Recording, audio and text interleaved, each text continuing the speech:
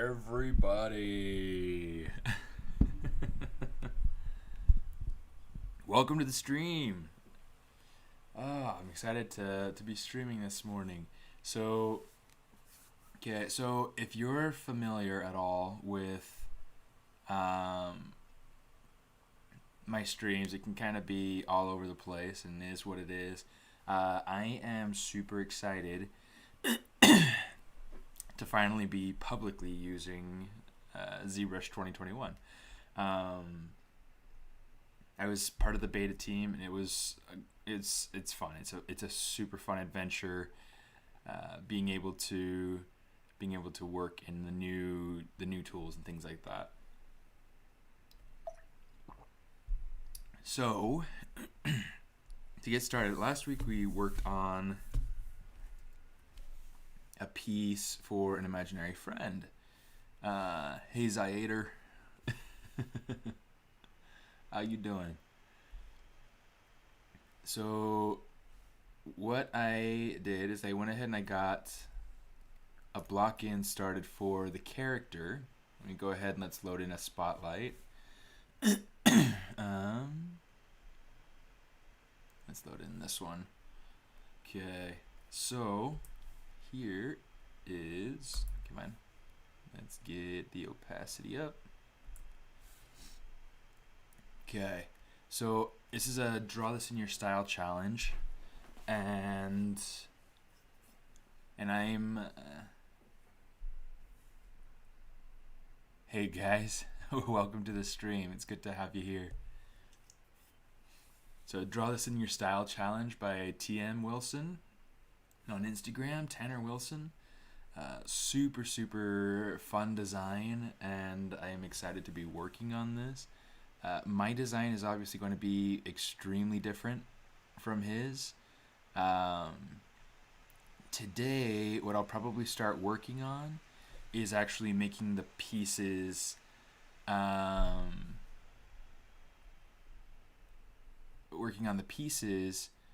making the pieces like solid and singular. So I'll have like each of the arms be their own separate piece.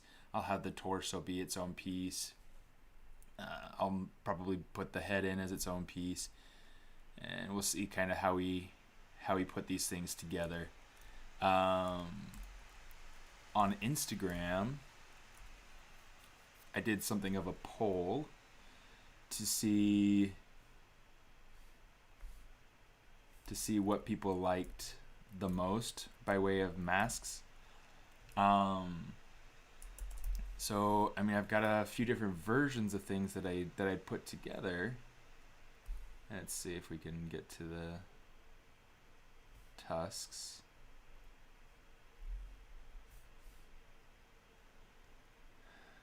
Let's turn this mask on.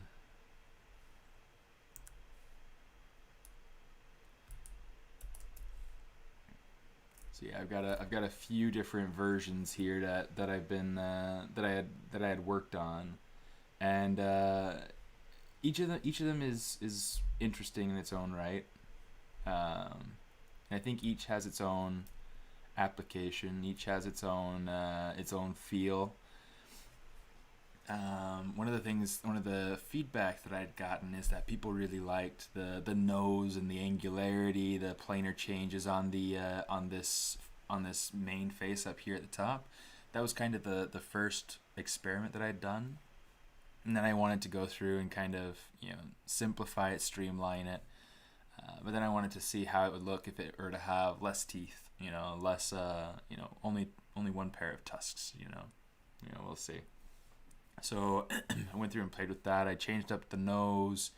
There are some different shape changes in here. You see, like this has the shape kind of going up to a point in the back, whereas this one has like just the round top, and this one actually has the let's go. So this one also has this kind of opening at the top, but it's not like a flare up opening at the back, just kind of open. So that's kind of what I've been what I'd worked on a little bit, and Instagram had kind of some interesting results. There were some people. Let me see really quickly. I had this one particular comment that I think added everything together pretty nicely. So let's check it out.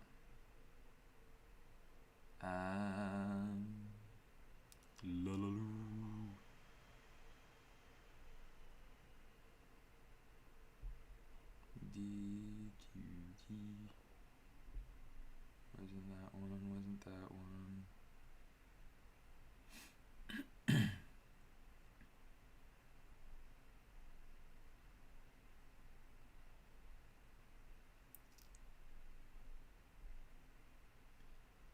I might have lost the...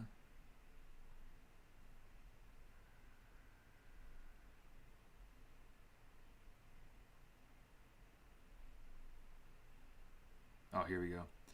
Overall, the C face. Okay, so overall, the face of this particular version right here is more slender and got that triangle look, so it looks more intimidating, but he liked the shapes of the nose on B, which I think might have been the common thought. So I think what I'm going to do, I'm going to go Control-Shift-D, duplicate that, and let's go ahead and let's eliminate the nose on this guy, which that's kind of creepy. Modify topology, delete hidden, and then let's come up here, grab the nose on this guy, Control-Shift-D. Let's grab his nose, which that looks pretty cool. Let's try that. Bring this down, make this part of the version. Control M, okay. Uh-oh, I forgot to hit delete hidden.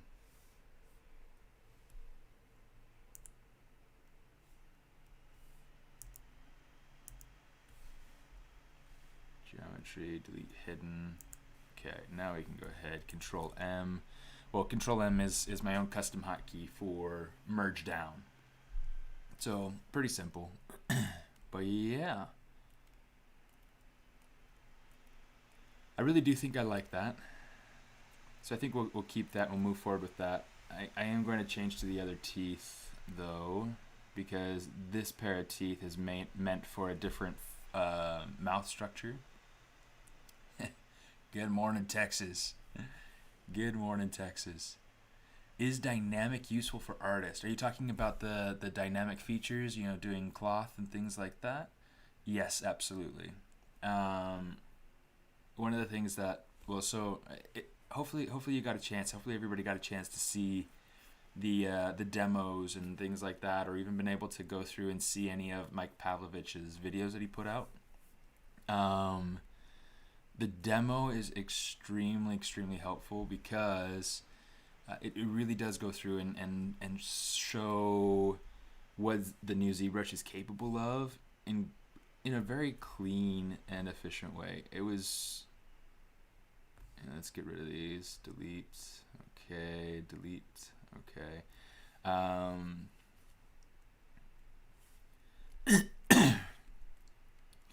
I think that one of the things that... Hola, amigo de Bogotá. One of the things that I experimented with, let me show you, because I can do that now. Let me see, Cat Sim Test 3. So here's one of the things that I did using the dynamics. Okay, I mean, you can see obviously that, you know, if I go to certain areas of the model, you can see where it's like it got super messed up. It really treated it as if it were cloth. But it was you know, I mean, if I really wanted to plush this out, I could totally go through and finesse this area and, you know, make it really good, whatever. I just wanted to make it look right from the right angle, and so I was able to use dynamics to make my cat fall to the floor, and that worked really well. I was able to use dynamics also for this milk carton that I created. Um, it's super super simple, but because of dynamics, I was able to create this kind of cloth-like bend in the carton. It's really really simple. It's super great. Will dynamics work good on 4 cores and 16 GB system? It is pretty hungry, and it does take a lot of processing power, and it kind of makes my system struggle. That's about what I'm working on, is like 4 cores, and or maybe I have like 8 cores. I can't remember, but yeah, I have 16 GB of RAM. So that's kind of where I'm at. But it works pretty well. It works pretty well. I might go ahead and actually get into playing with the dynamics a little bit, just a little bit later. But right now, I'm going to work on this guy right here. So this is my version of the Draw This in Your Style for Tanner Wilson's Draw This in Your Style challenge on Instagram. Super fun. I love this character. So let's go ahead. Right now I've got just the block in, and I want to go ahead and let's start pulling out the different pieces.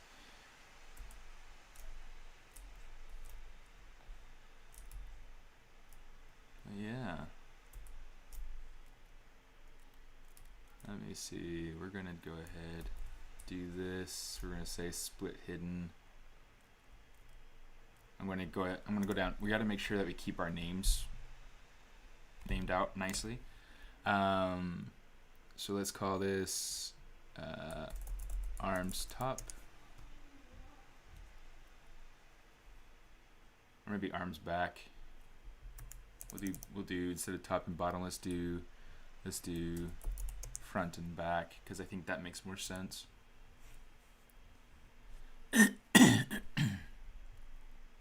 Hey Chad, how you doing, my friend?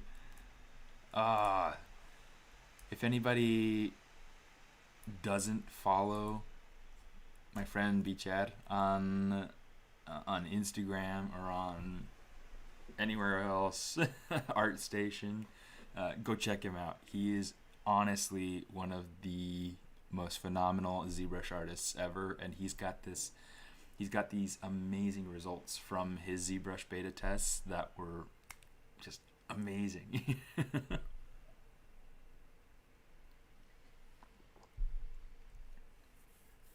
Do I do blockouts every character like this with spheres? Kind of struggling with basic human proportions. Do I think you should practice the blockout? This is definitely a helpful way to to do blockouts, and the reason it's so helpful is because it allows you to just go through and focus on proportion, focus on main shapes, and so yeah, I mean that's kind of how I use it. I use it to be able to really hone in on my character's overall shape and design. So yeah, that's kind of the main idea right there. So I think it'd be a great exercise for you to go ahead and play around with, just for the sake of being able to figure it out. The way that I block this out, you can see, like, if you look at these arms, but yeah, I'll leave the polygroups off, I guess. You can see each of these has like these different pieces.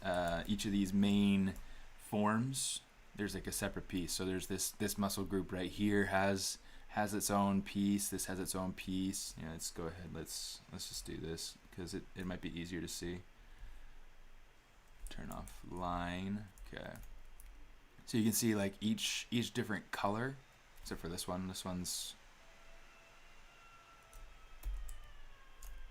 got its own. Okay. So you can see like the separation of color creates a different polygroup, creates a different muscle group, and that's really helpful for me to be able to go through and kind of block it out like this, because it allows me to keep a focus on the form, keep a focus on the proportions. Yes, and especially when I'm trying to develop a character that's as different as this one is. You know, I typically go for a very stylized look, and I want to make something that feels very still stylized, I guess, but more on the realistic side stylized. Um, so so yeah, definitely super playing with that, and that's kind of the idea behind that. Is just kind of blocking in different muscle groups. For the torso, you can see it's a similar sort of idea where it's like I've got the head as its own piece. I've got a neck, and then I've got these pieces for the shoulders. I've got a piece for the upper torso and the lower torso. I have a piece for the abdomen, and if I wanted to go through and divide that out into upper and lower abdomen, or however I wanted to divide that, I could. I have pectorals. I have pieces here for the clavicles. I have stuff for the lats, and then it's going down into the pants and whatnot. But yeah, so that's I feel like it's a very useful exercise. So yeah, go ahead and give that a try. Hello, Uganda.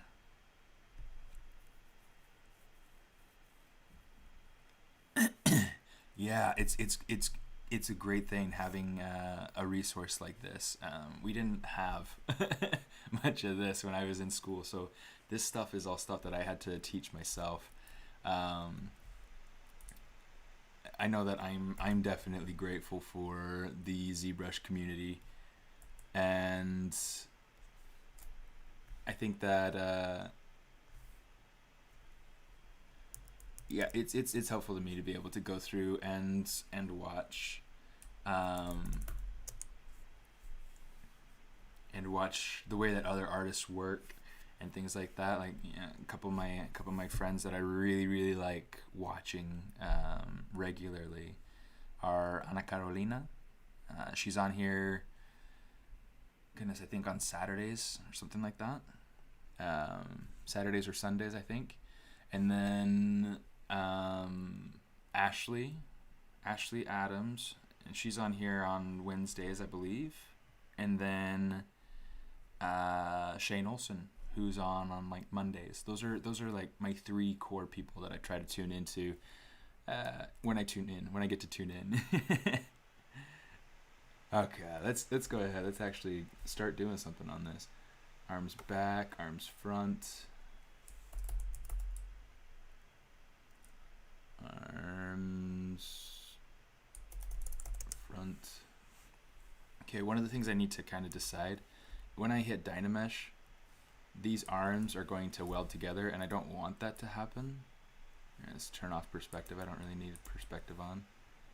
I do want the line on though. Okay, I'm going to take these two pieces here. It looks like they're far apart enough that we can just pull them over.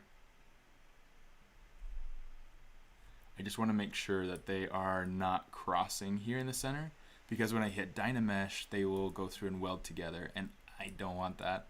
I'm trying to control shapes. Come on, you.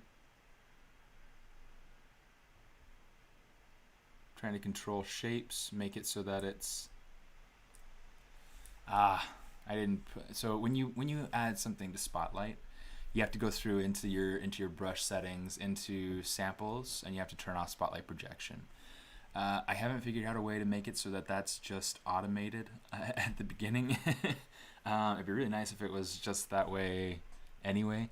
But ZBrush was or Spotlight was intended as a texturing tool, so that's why that's like that by default. I don't know very many people who use it that way per se.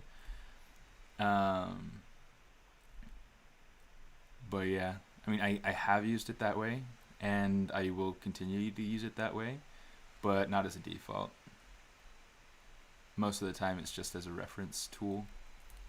Okay, so now I've got that. Turn on the dynamic just to see kind of how the different groups smooth together. And I think that once we go through and actually Dynamesh this will start to kind of even out, and the shapes will feel more as they should.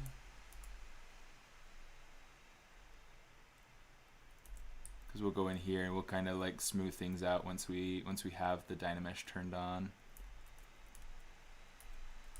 For these arms, these are already separate at the center, so that's nice and simple. Already out of water.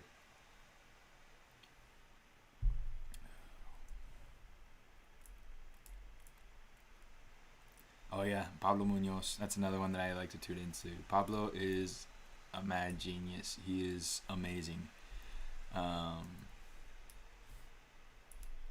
Very good friend. Oh shoot. Let's see, I want to give it a little bit more width. And I might actually have to go through and, yeah, it's the other side. Let's do that.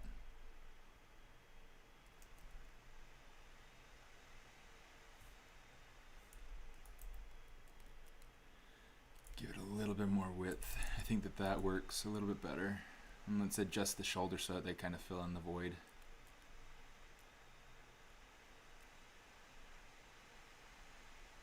Okay. Oh shoot, I forgot to turn my symmetry back on. So let's mirror, geometry, mirror and weld, and hit X to turn on symmetry. Okay. Okay, so now we've got this. Okay, and that's working for me. So I'm going to go ahead, I'm going to hit Control D, and just once, it's fine. And then let's go ahead and say Dynamesh and turn that on. Hit no to make sure that it doesn't get rid of your resolution that you just added in. And let's start working on this. So you see how it's like once I Dynameshed it, it just kind of pulled all those pieces together, and it's already starting to feel a little bit more anatomical. Instead of feeling like a like a block study, it's feeling a little bit more like a sculpt already. So that's really pretty simple. There are a lot of things I got to go through and fix shape-wise. You can see like volume in here is kind of lacking.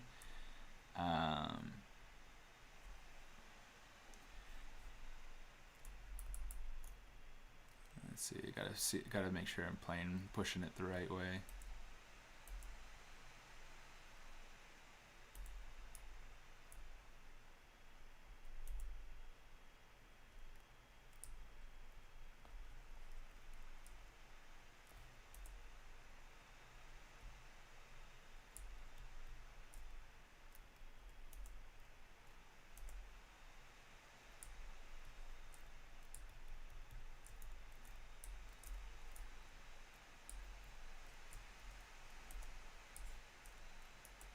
So I'm trying to be really careful about how I smooth these areas, because I like the definition that this is creating, but I want to make sure that it's creating the right volumes as well. And so if I smooth too hard or too long or whatever in certain areas, it'll eliminate the definition that I've created. So yeah, just trying to be careful and mindful of it.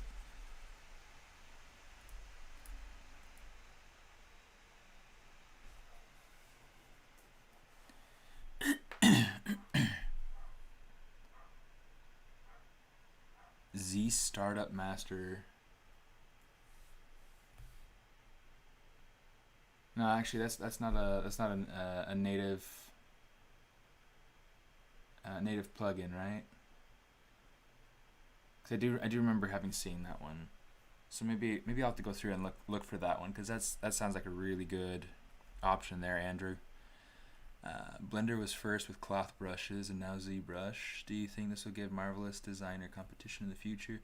I think there are a lot of people that are going to start to rely on the cloth tools inside of ZBrush, and that's something to definitely be careful of.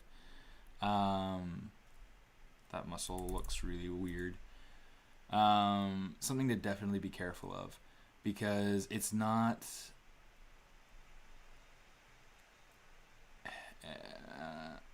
maybe we'll talk about it more in depth. My experience with the cloth system in ZBrush, it's not the kind of system that I think could totally replace Marvelous Designer yet. It's really good, and I think that it gives the artist a ton of freedom, but it's not the kind of thing yet that I feel like could, well, it could replace it. It could replace it, and I think a lot of people will replace it, since they don't have to worry about paying, making a recurring payment on ZBrush. They only have to, and they would if they were to continue using Marvelous Designer.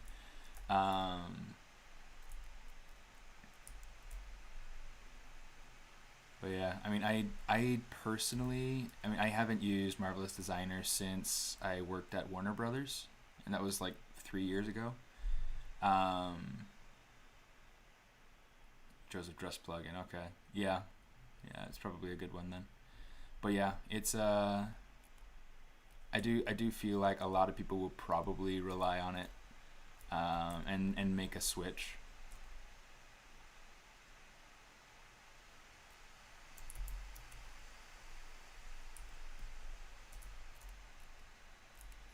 Okay, so one of the things that I try to do when I'm sculpting anything anatomical, I'm trying to use myself as a reference. Which, yeah, I know I'm not that buff. See these squirrely boys right here. Yeah.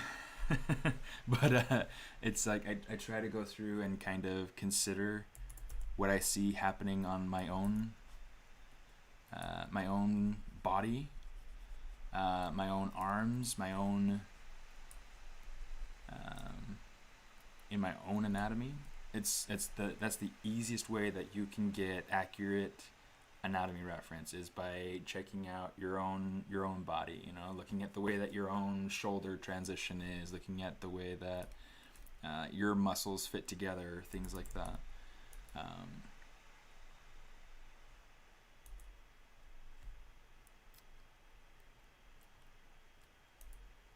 Yeah, so just going through and kind of playing with shape here, trying to make sure that I'm getting something that makes sense. Got to get the arm in here. So one of the interesting things with arms is that they do have, like,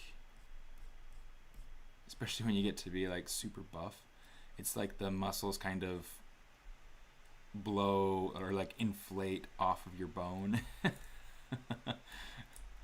And so it's like, you get this little bit where the bone's kind of sticking through underneath. Not quite that much, that's a little bit much. Let's pull this up. But yeah, it's something that's always kind of made me laugh.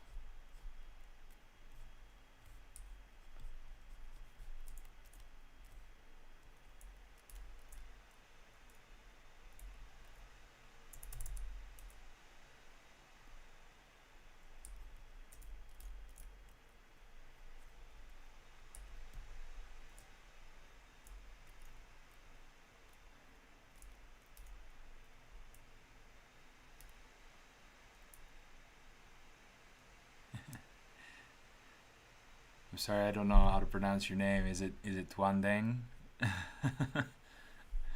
I'm glad it's been helpful for you. I really enjoy what I do, and I definitely try to be helpful in a little, at least a little bit, in these streams. I enjoy teaching, and I enjoy sharing my knowledge, my techniques. So yeah, I'm glad you find it helpful. Have I tried loading my custom UI? Actually, I use very vanilla ZBrush. I do use my own kind of custom hotkeys, but really it's just for things like loading tool, opening a tool,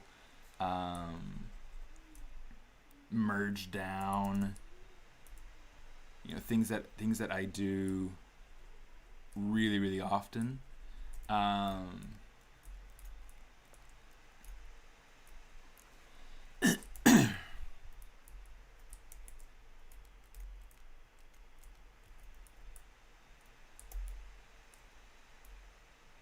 Yeah.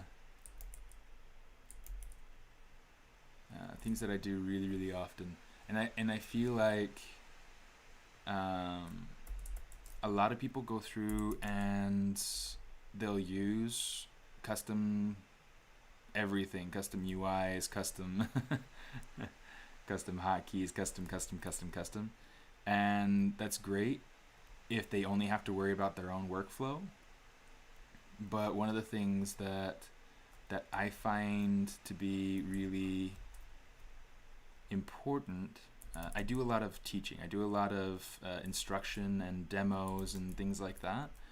And if I'm working on a highly customized UI, it makes it really hard for somebody else to use my computer or for somebody else to follow what it is that I'm doing. So I keep ZBrush very vanilla, very plain, very simple, very original, and it really just kind of makes things easier for people to follow when I'm teaching a class or when I'm doing a live stream or things like that. So that's why I do that like that. Let's go ahead. I'm going to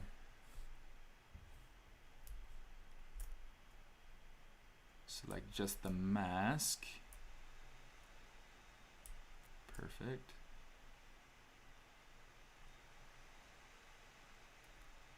I'm just going to try to adjust that a little bit.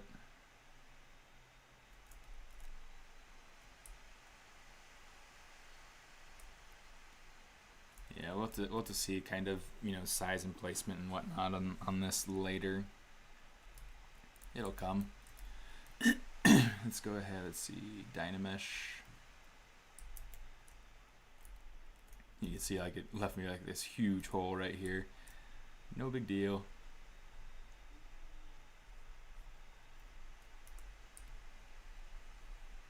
There we go. And so I'm going to try to be careful about where I smooth and how much I smooth. Right here, I need to go in and start to build in these neck muscles, this neck definition, the way that it transitions into the shoulders. Okay.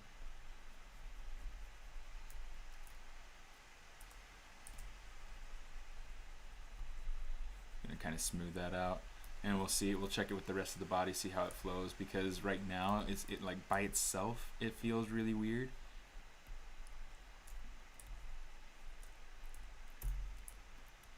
Let's see. Right here, we're gonna want to use. I'm just gonna use clay brush. I'm just kind of fill this area in.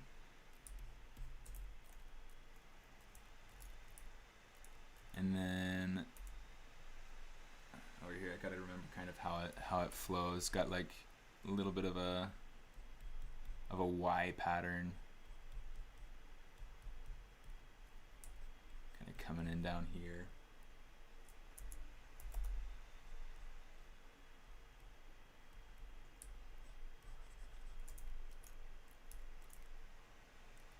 Okay, I'm going to need to see right here. I mean, I love ZBrush. This is so much fun. Being able to change forms. Whenever you're looking at something, you want to change it, and you want to make sure that you're checking your volumes and your shapes and your forms from various angles, just to make sure that it's working.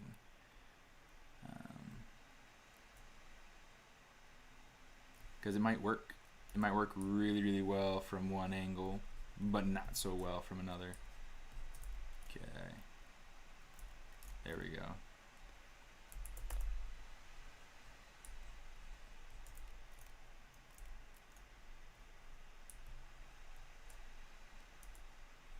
And then we'll have to go in and add a little bit more definition, or a little bit more resolution rather, for this to really start to work.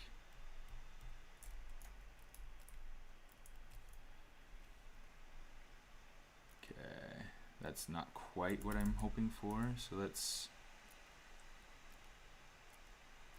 work on this a little bit. I think this needs to come forward some.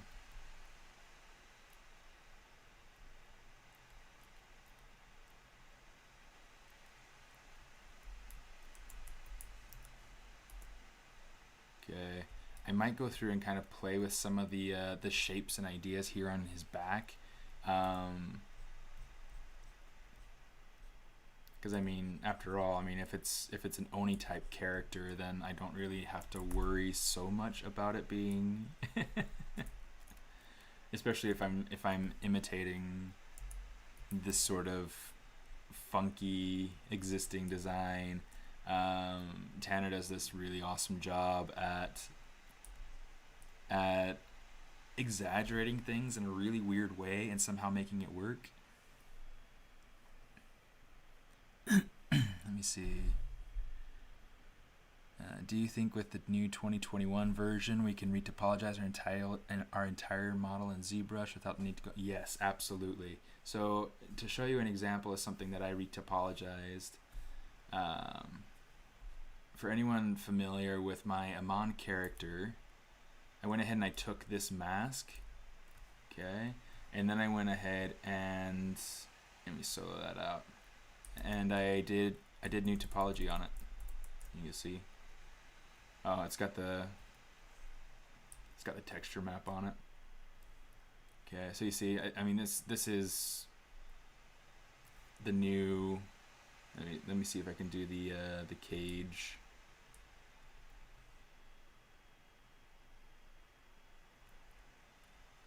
Yeah, that kind of messed it up. Anyway, so got like this new topology for the mask.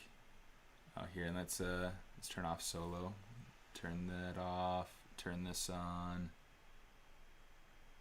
But yeah, so I've got this, you know, clean topology, and it was all built out on ZBrush. It's kind of like the really neat thing about the new ZBrush is that you do have that flexibility to go through and do new topology. The reason the topology is kind of messed up and kind of zany in some spots is because I had to go through and project it so that I could get all my sculpted details. But yeah, I mean, really, that's kind of the fun of it, you know, get lots of really neat looking stuff out of this.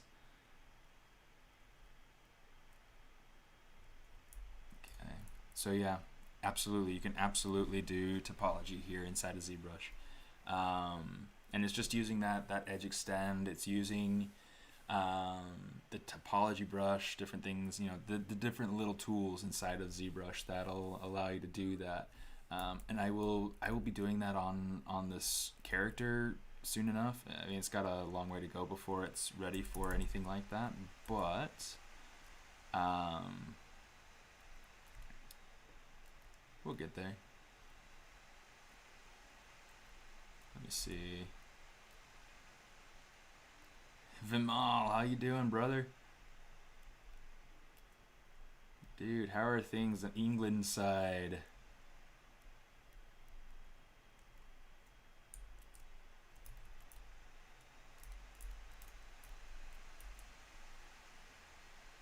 Yeah, let's see. I'm gonna try playing with this shape a little bit.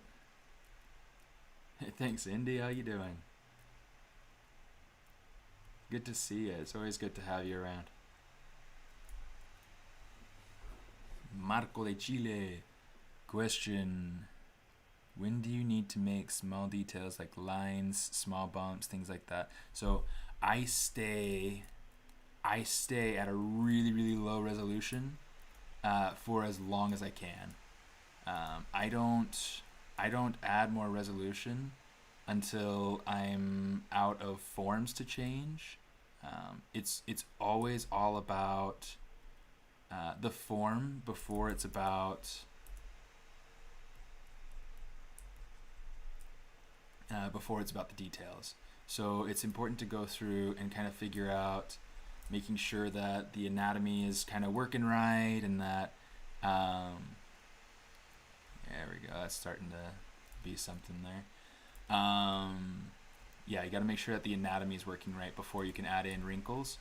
A lot of my students in the past have gone through and have been just too interested in getting into those wrinkles, and it just kind of, you know, it gets to be kind of messy. You know what? I want to lengthen his neck out a little bit. Oh, I thought I had my lasso on.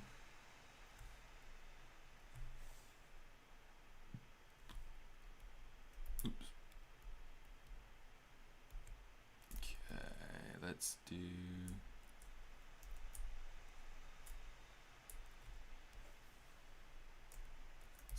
this.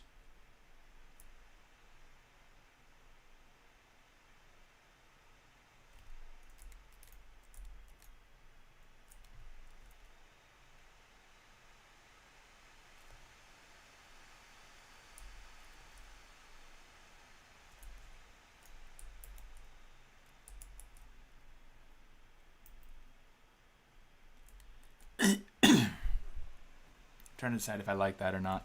I think the neck needs to be thicker, but other than that, I think that's starting to kind of work. I'd like to hear your views and how much you'll change the workflow regarding the dynamics. So, I mean, what's nice about the dynamics is that it really gives you the flexibility to create a base of something using the dynamics. I mean, one of the things that I shared at the beginning, I mean, you know, things like this, I use the dynamics to be able to settle the kitty cat on the floor. And you know, then you can go through and you can use all sorts of brushes to make them feel puffy or whatever. It was a really fun, simple little thing. And I was also able to use the dynamics to be able to create this milk carton as if it had, you know, as if the cat had pulled it off the counter or out of the fridge or, you know, whatever. If you check out my beta images on ArtStation or on the ZBrush Central forum, you'll be able to see that. But yeah, that's kind of one of the things that I went through and did, and that was based off of, I can't remember who it was that did. Well, I remember who it was that did it. I can't remember the name of the man that did it. But yeah, so it's a really simple technique where you're able to just use the transpose cloth tool and just move your mesh into a collision mesh, and I was able to use that to be able to really just create a simple bend in the milk carton. Really convincing, really simple, and really quick. And then I was able to make it collide the other direction, to make it collide with the floor, but then I went ahead and I decided I needed to rotate it and whatnot more. So yeah, that's why that's like that. But yeah, it's a really fun set of new tools and things like that. And yeah, I'm really grateful to have been able to participate in in the beta again this year. I mean, it's a really fun thing to do.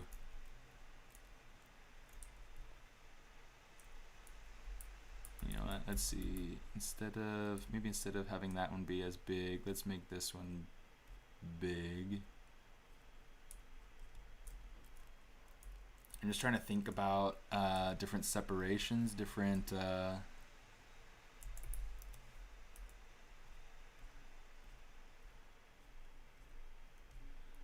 it's like the way that the pecs are, they have different like different sections of muscles that kind of fold out over each other. So I'm just trying to consider how that might just kidding. We won't leave that in there for right now. Here, let's go ahead and let's play with these abs a little bit.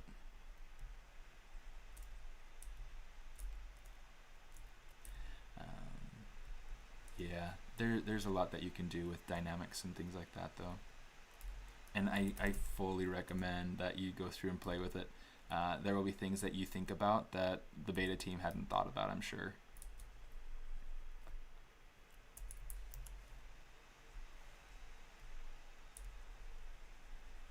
Okay, I'm just trying to build out some forms in here. It's really important to focus on forms al principio, at the beginning. So right now, actually, so Useris,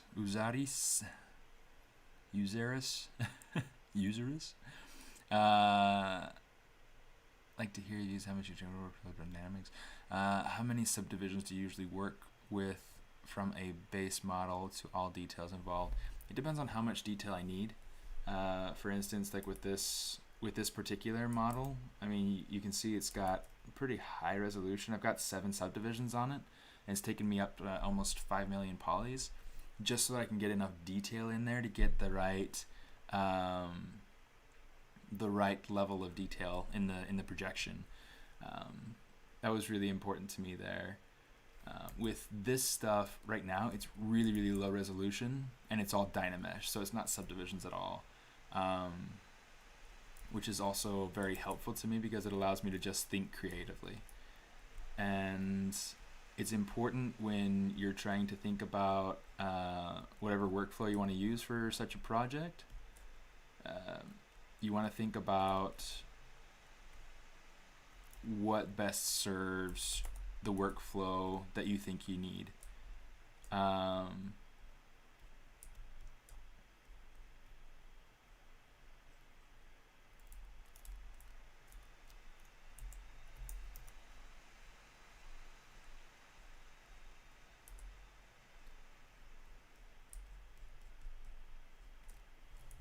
me see, I'm going to play with that a little bit. Yeah, all of this will get like super plussed out eventually. We'll have to keep playing with it. Is that anatomy considered good? Which one, the drawing or the sculpt? I think that I've got a long way to go. Mine's still in the very, very early stages. So, you know, it's got a long way to go, but do you use any masking tricks for the mask? I use a lot of masking tricks for everything. I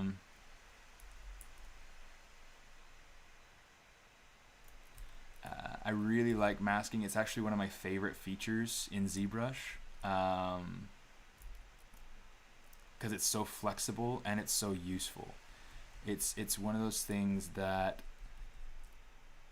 can do so much and allows you to get so much done. Yeah, it's so flexible, so useful. I love masking. Okay, let's go ahead and add a little bit there underneath the neck. The pick, yeah, the anatomy is totally whack. I'm not going to sugarcoat that at all. But what I like about it is that so Tanner does this awesome job at taking what's real and understandable and believable, and then just pushing it really far into that stylized, cartoony, zany sort of vibe that he has going on, and I really, really like that, and it's just fun. More than anything, it's just fun. So to answer your question, no, the anatomy is pretty terrible. It's based on reality, and in that sense, it's you know, it's got stuff in there that makes us understand, okay, I'm looking at something that's somewhat humanoid, you know, things like that. But the anatomy itself, no, it's really pretty bad. and he'd probably admit to that as well. It's not a big deal. He's a character designer at Warner Brothers Animation, if I remember right. But yeah, a lot of times when you're designing something, specifically something super stylized, you tend to kind of have to think about your base of what's real and what's believable, but then going through and taking it and kind of just making it up to an extent. I mean, he's got all sorts of weird little lumps in here in the pectorals, the way that the back is. I mean, that is something else, right? You know, it's all just made up, but with a base, with a foundation of what is real and what is anatomical. So, and you'll find that as you get into really, you know, designing things well, you'll have to make those sorts of decisions too.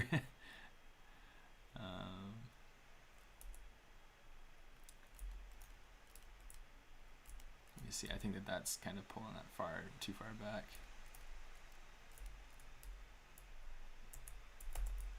Okay, so some of the things that I like to try to experiment with is how much of a crease I have in different areas. So like for instance, you can use the dam standard to be able to put little creases in here, but what's more effective is trying to hint at it in different spots and then maybe bridging it just like very gently with a lot lighter of a touch in other areas. And what that'll do is that'll kind of hint at volumes mushing together under skin. So that's kind of the fun of that. Let's see, working on the back. Yeah, let's go ahead and we'll push that. Yeah, let's put it up a little higher. And just kind of smooth that out.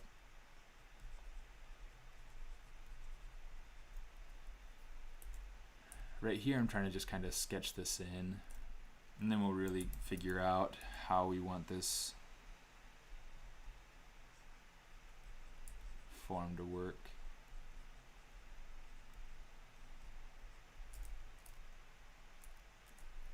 Yeah, it's too strong in there.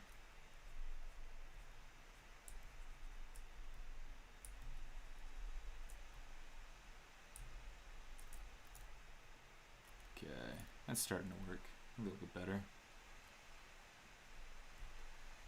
Right now I'm trying to think about like kind of the directionality of this muscle right here and how that might flow. It's supposed to go kind of up in this sort of direction. So I'm trying to be considerate of that. And then this will have that kind of flow over here because so there's this muscle kind of just beneath the deltoid that I'm trying to be considerate of. But yeah, do you or can you make guns or cars in ZBrush? If so, do you have any tricks for it? Can you show? I won't be sharing that today, but yes, you can. And yeah, just because I kind of want to focus more on a specific project. I don't get spare time to be able to work on things like this, which is why I run a group challenge called No Spare Time. If you're familiar with it, if you follow me on Instagram, or if you're part of the Facebook group or part of my Patreon group, you're familiar with the No Spare Time challenge. It's a monthly challenge with a theme, and it involves really just doing what you can based off of the theme, for the sake of personal growth. And it's really fun. I really enjoy it. It's something that I started doing back when I was at DreamWorks, and yeah, I mean it's a fantastic exercise. We had a creative group there where monthly we had a ZBrush challenge and theme, and when I went to Disney, I continued it. I kind of just took it public. I took it to Disney. I took it, out to the internet, things like that, and started doing the No Spare Time challenge publicly, which, they didn't call it that. I called it that, but whatever. Super, super cool, super fun. And so the theme for this month is imaginary friend. And so, yeah, I realized this guy is kind of not your typical imaginary friend.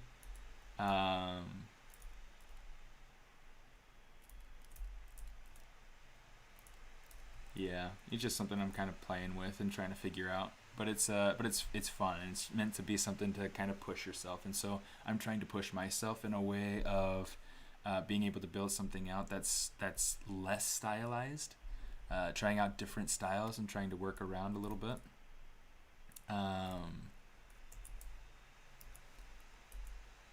But yeah, so that's kind of the idea behind the challenge, being able to push yourself, do something different. Let's go ahead and kind of build that out a little bit.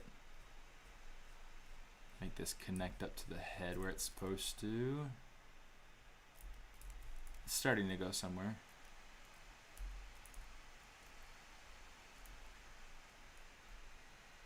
Oh, you got some activity over here. Let's see.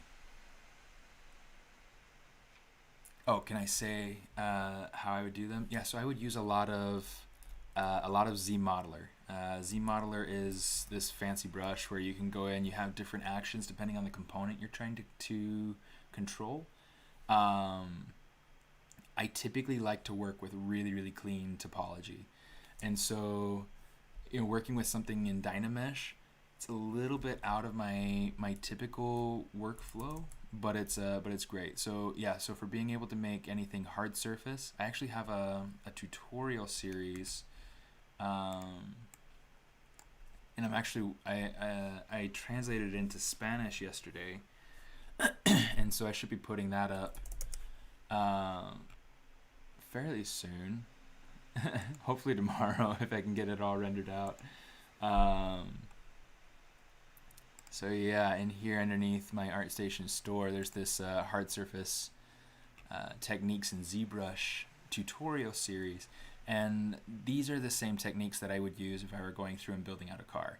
I go through a couple different things that I do to make different hard surface pieces, and yeah, I mean, it's really fun. It's a really great series, and yeah, I've had a lot of people tell me that they've liked it and that it's been helpful. So it's been fun.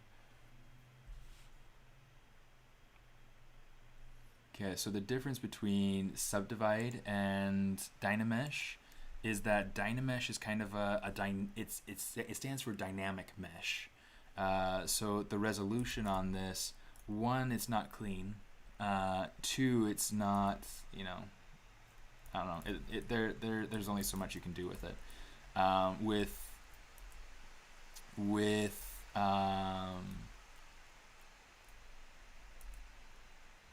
Let's see if we can get some good flow coming over here. With clean topology, with subdivisions, you're able to keep track of all the clean shapes. You're able to make sure that you're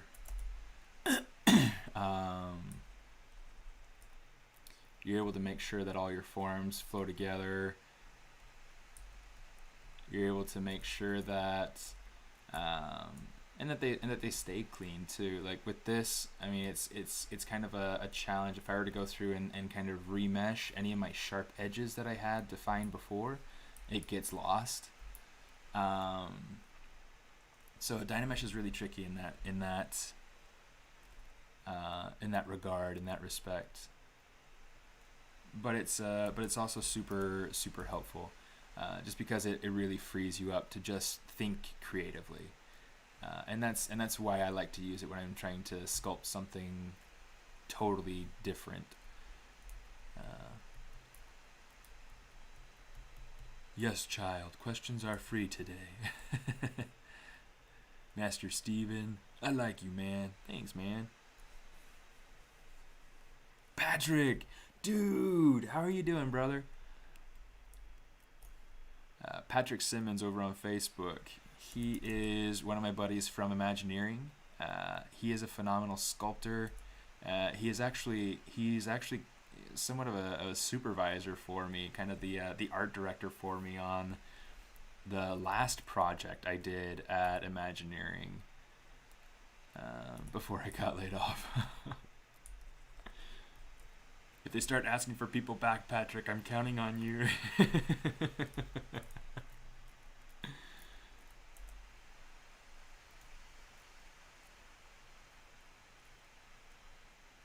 Yeah, I'm just trying to play with these shapes to see what I can create, what I can get. That'll have to be played with a bit later. Let's see. He's feeling a bit weird. I don't want to have him be totally void of ears, but I do want to go through and actually, I want to add ears to mine. In the concept, there are no ears, but I want to add ears to mine. Instead of making this some sort of cowl that kind of goes over his head, I want to make it so that it's just the color of his head. I think that that's kind of fun. And then the idea is that instead of having solid colors for these different areas of the torso and body, I'm going to actually go through and make it so that the gold is more of a pattern that kind of branches out onto his body. This project is super, super ambitious for me, and yeah, it'll be fun. I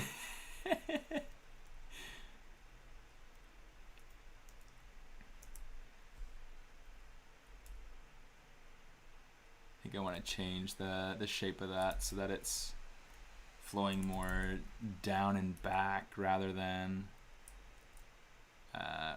oh shoot, for real. Turn on symmetry, because I seem to not be good at keeping my symmetry on. Yeah, I want it to feel a little bit more streamlined. I don't know that. I don't know. Let's duplicate it. Yes, I am using ZBrush 2021,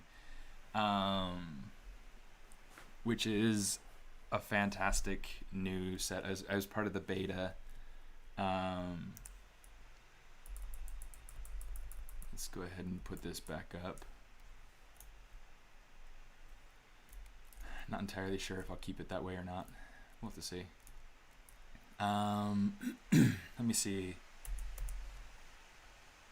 But yeah, oh, I gotta go through and load in my new primitives brush. So I absolutely hate the standard IMM primitives from ZBrush.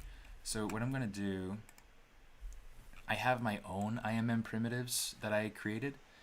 Let's go over and put that in. I'm gonna show you where you need to go in your system to be able to put it into the so that it loads automatically with ZBrush. Let me go into my ZBrush library, must-haves, brushes, IMM primitives, control copy. Okay, so now you have to go over to this PC. Okay, I don't remember well enough how the folder structure works inside of a Mac, but this is how you find it inside of a PC. So you go onto your C drive, okay, which is where your program files are. Okay, and then you're going to go down to Pixologic, go to ZBrush 2021. You see I still have my 2020 installed. We're going to come down, we're going to say to Z data, brush presets, and now you can just put it inside of here. Okay, so just going to hit Control V, and I'm going to say replace the file in this destination. Okay, so now that's in there. So now if I want to be able to go ahead and load that into ZBrush, yeah, I could come over here and I could say load brush, or the simple way is to just say reset all brushes. And what that's going to do is it's going to go through and kind of essentially just hit restart on just the brush sets. And so you can see, like, if I hit B, now my IMM primitives brush has been updated. It's going to essentially go through and look back at the brush folder and just reinitialize. It's going to go ahead and retake that. You see it's got all the cloth brushes, it's got all the new stuff in here. So yeah, that's what I would do. So I've got this IMM primitives brush that I went through and created to have simple, clean pieces. Really, really helpful.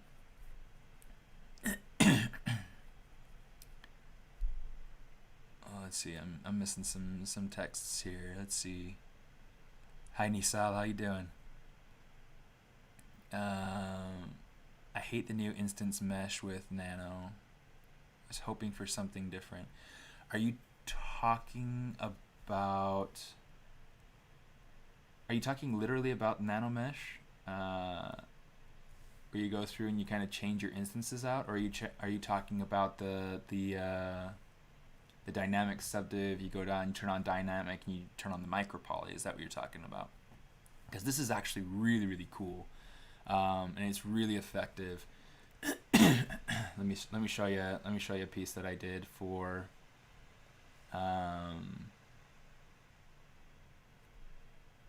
for the beta, I was able to create a bag using dynamics and using collision surfaces and things like that. The new nanomesh with instancing. Yeah, that's actually a feature that I haven't played around with then.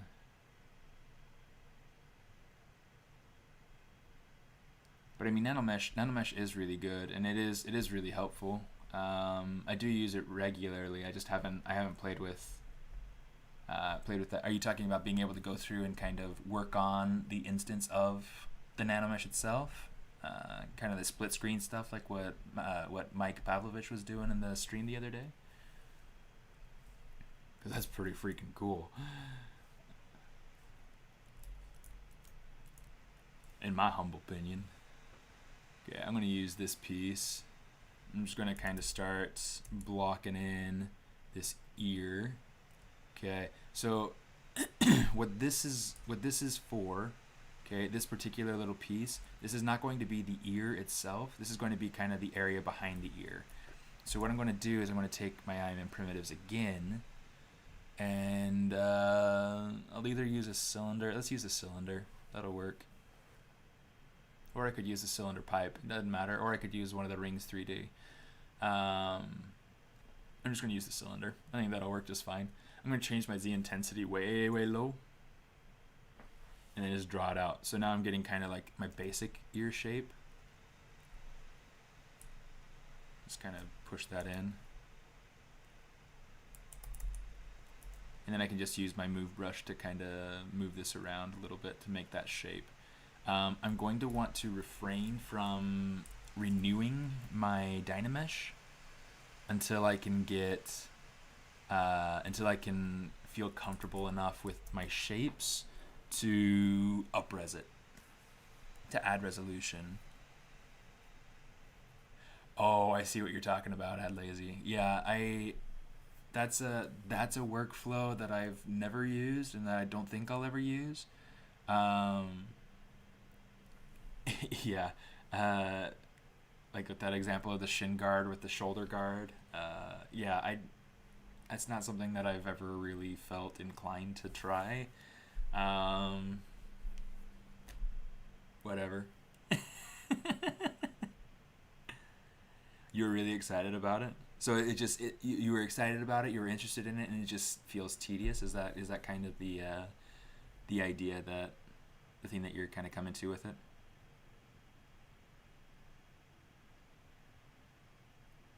Yeah, so if you wanted to be able to close out that split screen, let me see, that's underneath here, isn't it?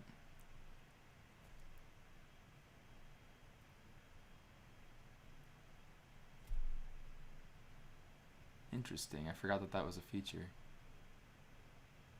Oh, that's pretty cool. I was pretty sure it's under transform, maybe it's not. Oh well, I can't remember where it's at. But there is a button somewhere to be able to turn that on and off. Oh, here you go, split screen. So you got so you got like your, essentially I'm working on the two pieces in tandem, but one of the things that this is useful for is if you have, clean topology. Yeah, let's go ahead and you got 3, look at that. Oh my goodness. But yeah, one of the things this is helpful for is having things like your like clean topology, having clean topology on one half, and then having the piece that you're trying to retopologize on the other. So you can do things like that, and that's really, really neat. I'm going to let's adjust these pants a little bit.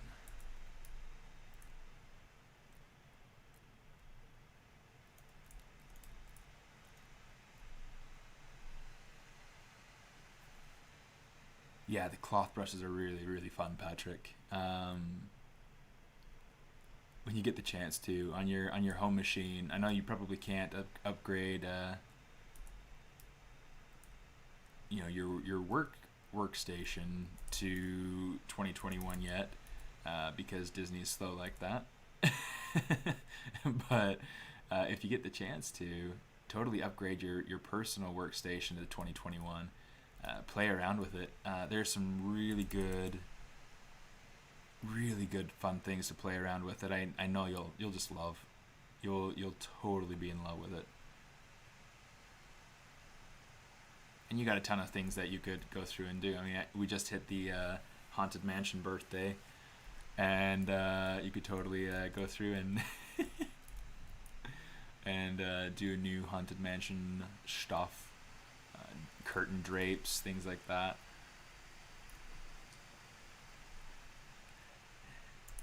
Thanks, Ad Lazy. I appreciate that.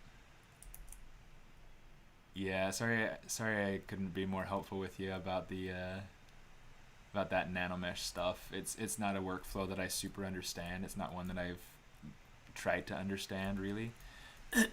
So yeah.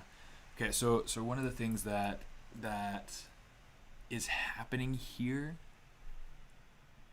that I want to change, I want to add some sort of hair. And that might mean, here, let me actually go through and kind of steal hair from something else, which is, something that I like to do regularly. Portfolio pieces, art station, sun goddess.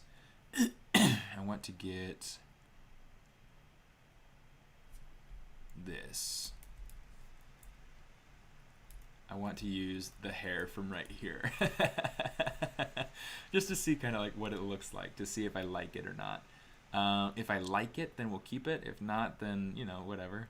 But let's say insert hair buns. Oh, that is so big. Let's go ahead. Actually, let's bring in the other pieces as well. We've got here. Let's use this selection to be able to find it quickly. I want this. Okay, and then we'll go back over here. We'll say insert that piece. Okay. Okay, let's center that. Make sure that rotation is out. Do the multi-select, bring it down, shrink it up. Okay, I'm not going to be using the whole of the hair, this front piece of the hair, at least not the whole, like all of it. But I did want to try out, having like a man bun sort of thing going on. Oh man, it all kind of merged off to the side. It's because it's asymmetrical and I had symmetry turned off, but oh well. Let's take this and let's merge it together. Okay. And then geometry, change the position just down to 0, and that'll put it in so that's on the center of the X.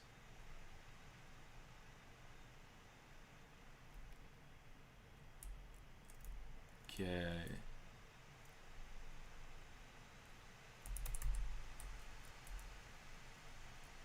I'm going to turn on symmetry just because I want to make sure that I'm not working out of symmetry. I don't want to totally mess myself up here.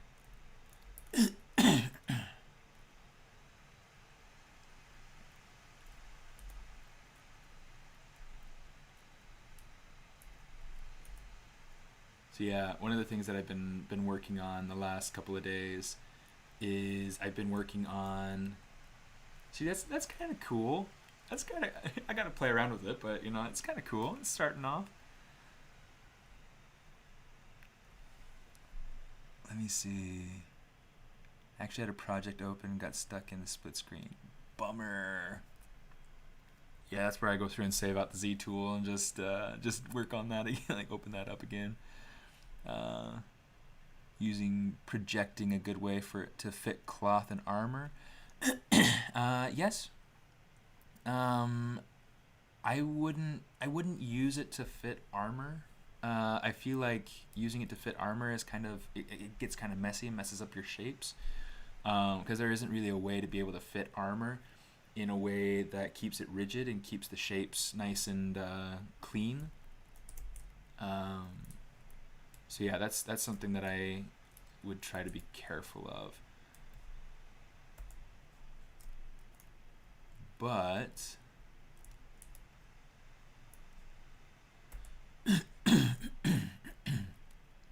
whoops. Let's go ahead and get rid of that so we can keep it on here. But I mean, I would go through and use like deformers and things like that. Yes, I did use my own hairbrush for this. I didn't create it just now, but I did use my hairbrush to be able to create that,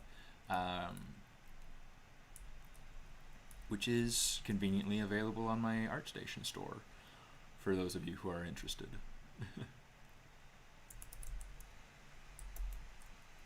Let me see.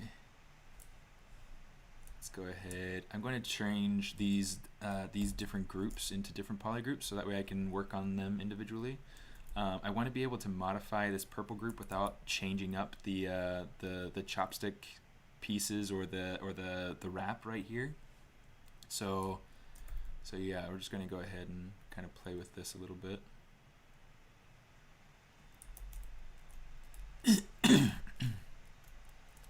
I'm trying to think about colors to use for this. I know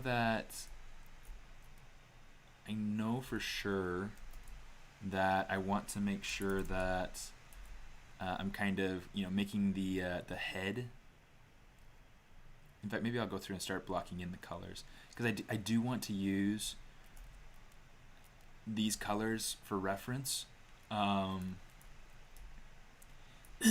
But for instance, instead of going through and making everything, you know, flat that color and making hard divisions, things like that, I want to use patterns to kind of make it so that it bleeds. So it's going to be kind of an interesting. I better get a name. That's a really funny username. I like it. I better get a name on Twitch. Says, have you been experiencing an issue using the touch pen with pop-up GUI, such accepting actions inside of ZBrush 2021?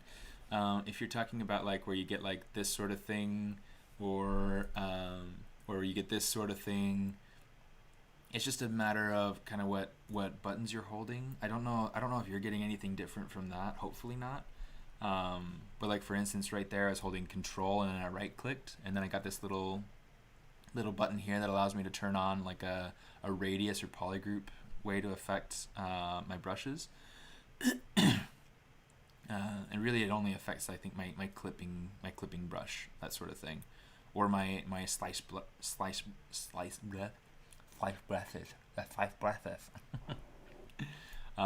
Or just right-clicking can get you this little pop-up menu, which is a great way to be able to access a whole bunch of different things. If you wanted to be able to work in like Pro mode, so I just hit Tab, and that hides everything. So now I can bring this up, and now I've got all those options right here that are available to me. I don't have to worry about going and like, where's my expose button? It's right here. I can come in here and I can say, oh, maybe it's not right here actually. But you know, I've got things like, you know, my move tool. I've got move for, you know, all these different things. They're all available like right here. So it's pretty nice. Go back to draw mode. Bring back my tab. I like to keep it pretty simple though. So just hit tab. If everything disappears like that, just hit tab. It should hopefully bring everything back. But yeah, so I'm going to go ahead and actually color pick from the reference. So I hit Z to activate my spotlight, and then I'm going to hold C or hit C to be able to choose the color. And in fact, maybe let's see if I like that color better, the color from the highlight. So let's do that. I'm going to say color fill object. I'm going to grab a cough drop real quick. All this talking makes my voice go.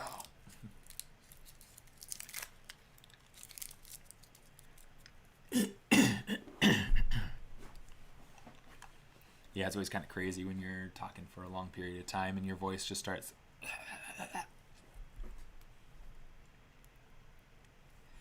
Hey Mike, how you doing? Okay, so let's come back over here. Let's get a color for the red part of the body. Okay, I'm just gonna come over to my standard brush and oops, turn off Z-Add, turn on RGB. Okay, I'm just gonna kind of lay it in. I'm gonna lay it in heavy down low because it's going to be kind of a gradient going up.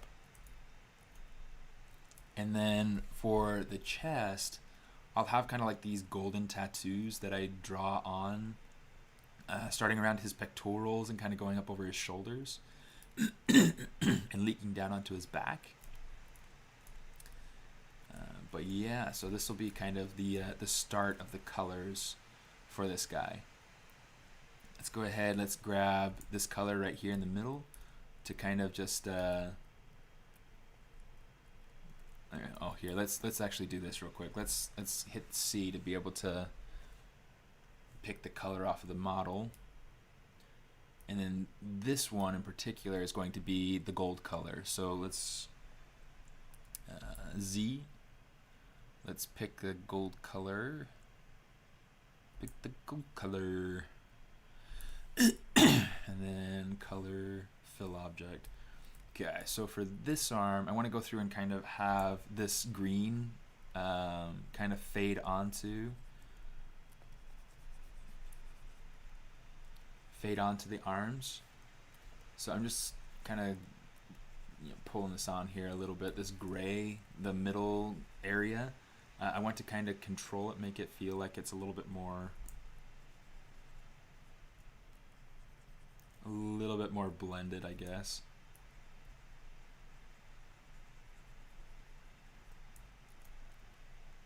Okay.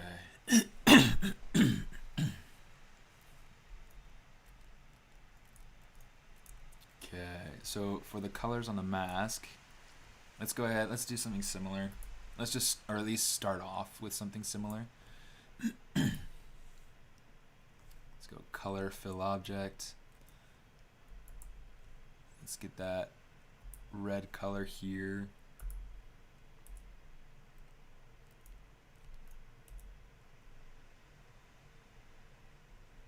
We'll just kind of paint that on.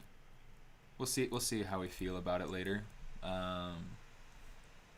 Fill object.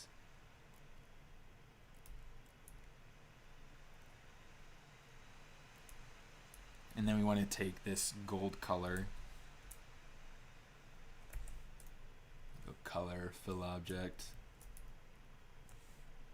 Color, fill object. And we'll get the teeth and do the same thing. Color, fill object.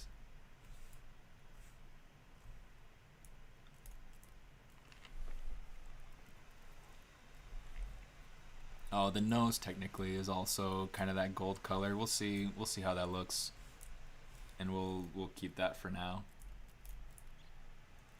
On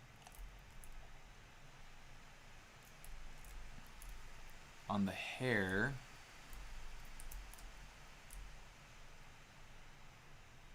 here I think it actually is. Oh, it's not its own polygroup. I want to make sure that this is its own polygroup. It's slowing down. Save. Here, let's hit 3. Let's just version up.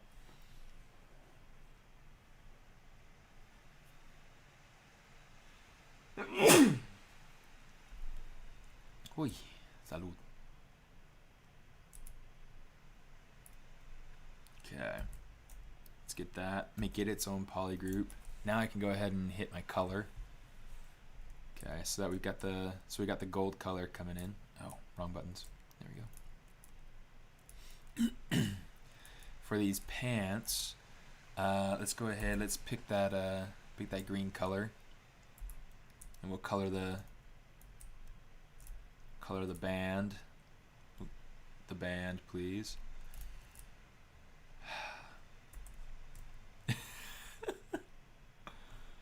Color, fill object. For the bottom part, Yeah, I'll leave that white for now, but I might go through and use that red to kind of create something of a pattern. Or the other thing I'm thinking about, so the reason why I'm wanting to kind of stray away from what this guy looks like, I mean, he looks like a samurai luchador, which is really kind of a funny uh,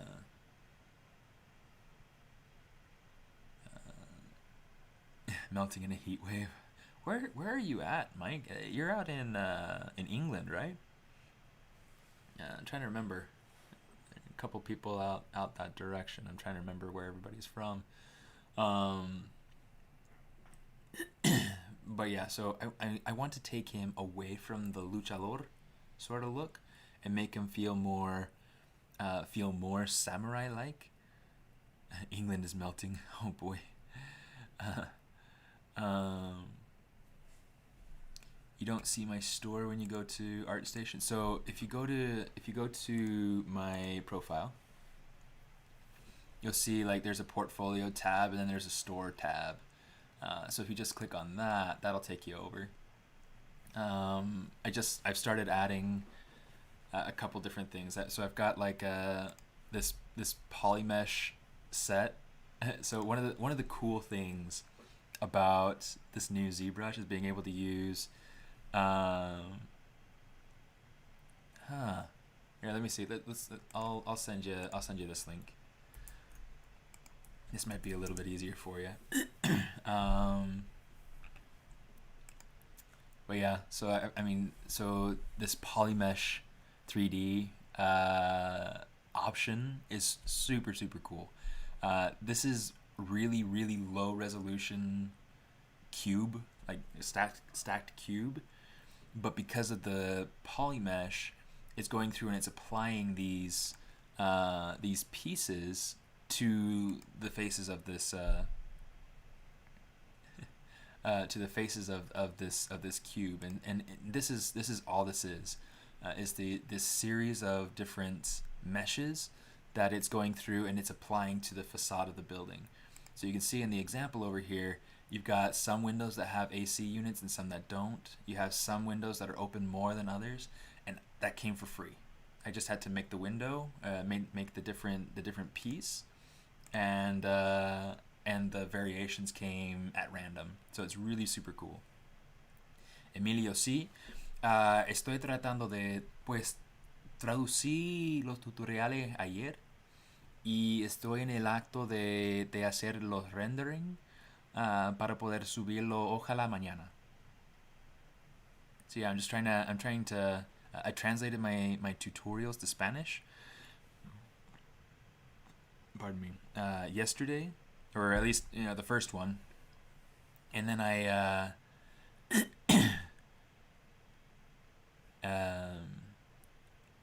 translated the Hogbot one yesterday into Spanish, and I'm hoping to be able to upload that to ArtStation as well as like a variant. You should be able to still find it in here, but there should be like a variant option for you to be able to get it in Spanish. So yeah, it should be cool. Should be a lot of fun. It's been a fun little journey trying to translate that into Spanish. At first, I started trying to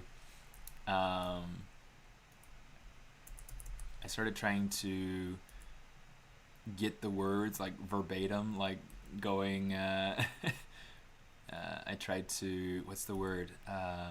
Transcribe. I started off trying to transcribe my English version so that I could translate the English version directly over into Spanish, and I was like, you know what, this is taking forever.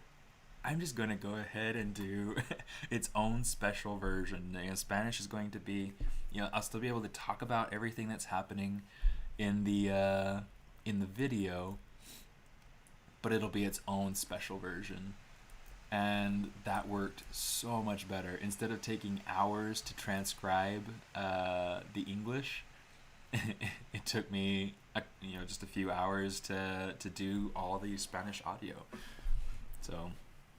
So it'll be fun. It'll be fun. Hopefully everybody likes it.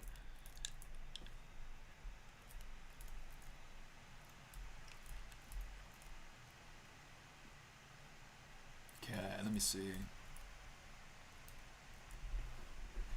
I do kind of want to think about how I can kind of apply some of this detail into the shoes. So we'll have to figure out the shoes here too. Let's do this. I am in Primitives brush. This is a brush that I'm planning on adding to my to my ArtStation store. So I mean, if you guys are interested in it, you know, be yeah, nice nipples, super dark red. It's like, what in the world? I might make mine diamonds or something. I don't know. I'll have to see. Okay, let's go ahead. Let's split this off. Subtools, split, unmasked. What I want, let's rename this so that it's clear what it is.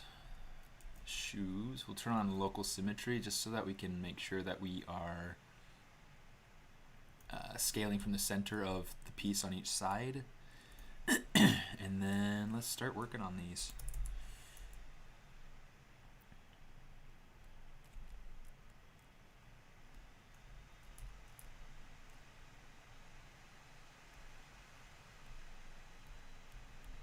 I'm just going to kind of try to make like the silhouette of the calf, and then be able to pull it down from there.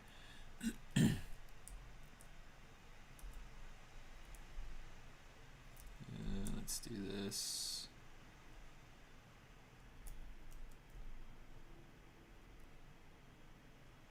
Okay, make sure that's nice and clean going around. And in fact, since I have this masked right now, now's a good opportunity for me to hold control, click and drag, and you can see that leaves behind its own little span. So what's great about that is that that allows me to keep that high point right there, and then I can finish dragging down for the base of the shoe. Okay, I want to consider the knee as being I gotta think about this. Okay, I gotta think about kind of where these knees are going to be. And so if I'm putting my knees right here, then that would allow me to have, yeah, that feels about right. That feels about right for where everything else is located, proportion wise and everything. So let's do that. So the knees will be about right there. Let's kind of sculpt this out a little bit so that it's so it possibly feels a little bit more knee-like in this area, and then we'll position it so that it's in the right spot. Let's go ahead and use my mask lasso.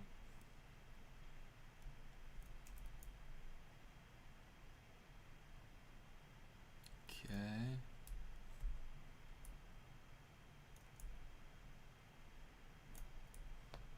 Let's go ahead and do something like that. Okay,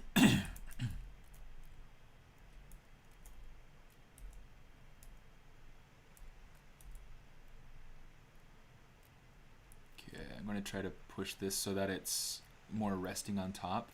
At some point, probably not during this stream, I've only got about 20 minutes left, 30 minutes left. And then I've got some quehaceres. I've got some chores to take care of.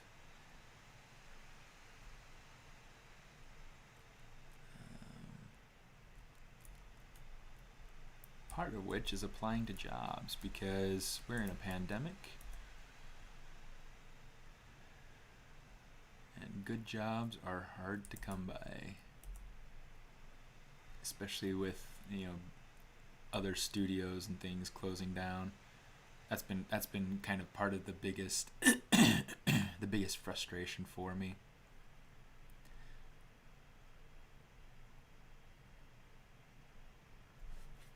Thanks, like Syrup. I appreciate that. It's been fun to follow along. Yeah, I really enjoy I really enjoy this concept, and so taking it over into ZBrush. I mean, this is kind of fun. I really enjoy it. Let's see. Let's do this. I want to duplicate that off, make it its own polygroup.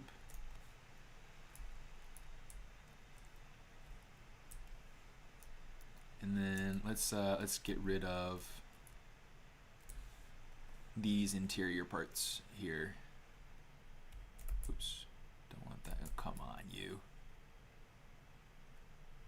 Stop it. Do what I say, not what I do. Okay, so now we got this piece. That's what I want. Okay, so let's say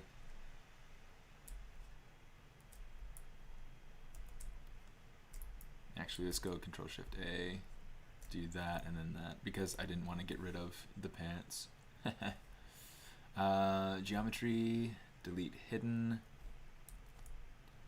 but now I want to split hidden, because I want to have this be kind of its own separate thing.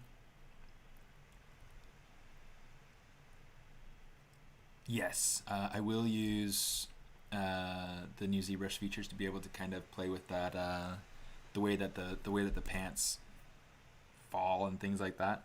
Actually, probably what I would do.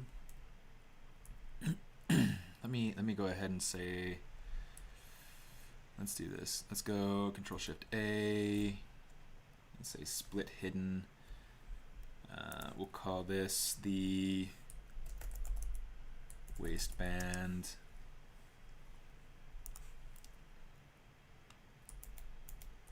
Okay, and this will be kind of the I don't know what it's called, but it's going to be kind of like a, I'm going to call it the waist cape.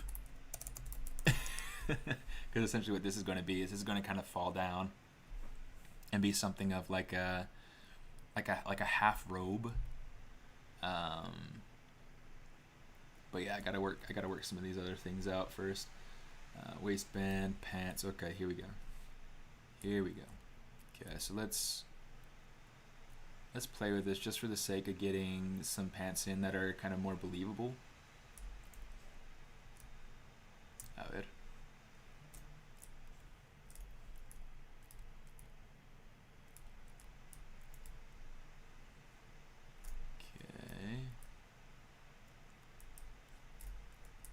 Go ahead and hide that.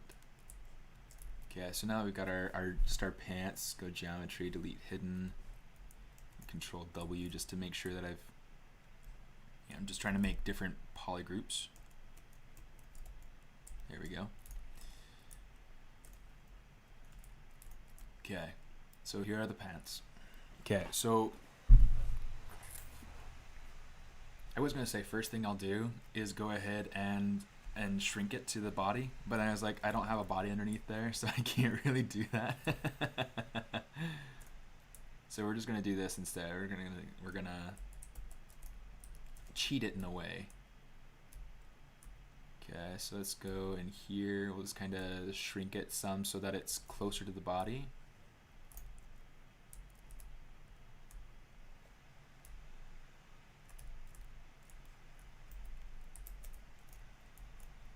Oh shoot. See, I messed up my symmetry there.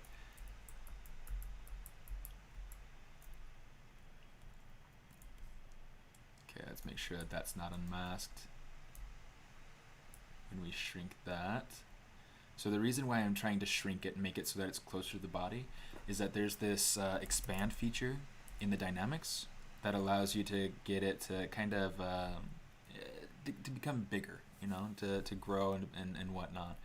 And I want to have this this band that's kind of tight just below the knee, but then to have kind of a baggy pant that goes over the top of it. So and let's just go ahead and just use the move brush. That'll work just fine.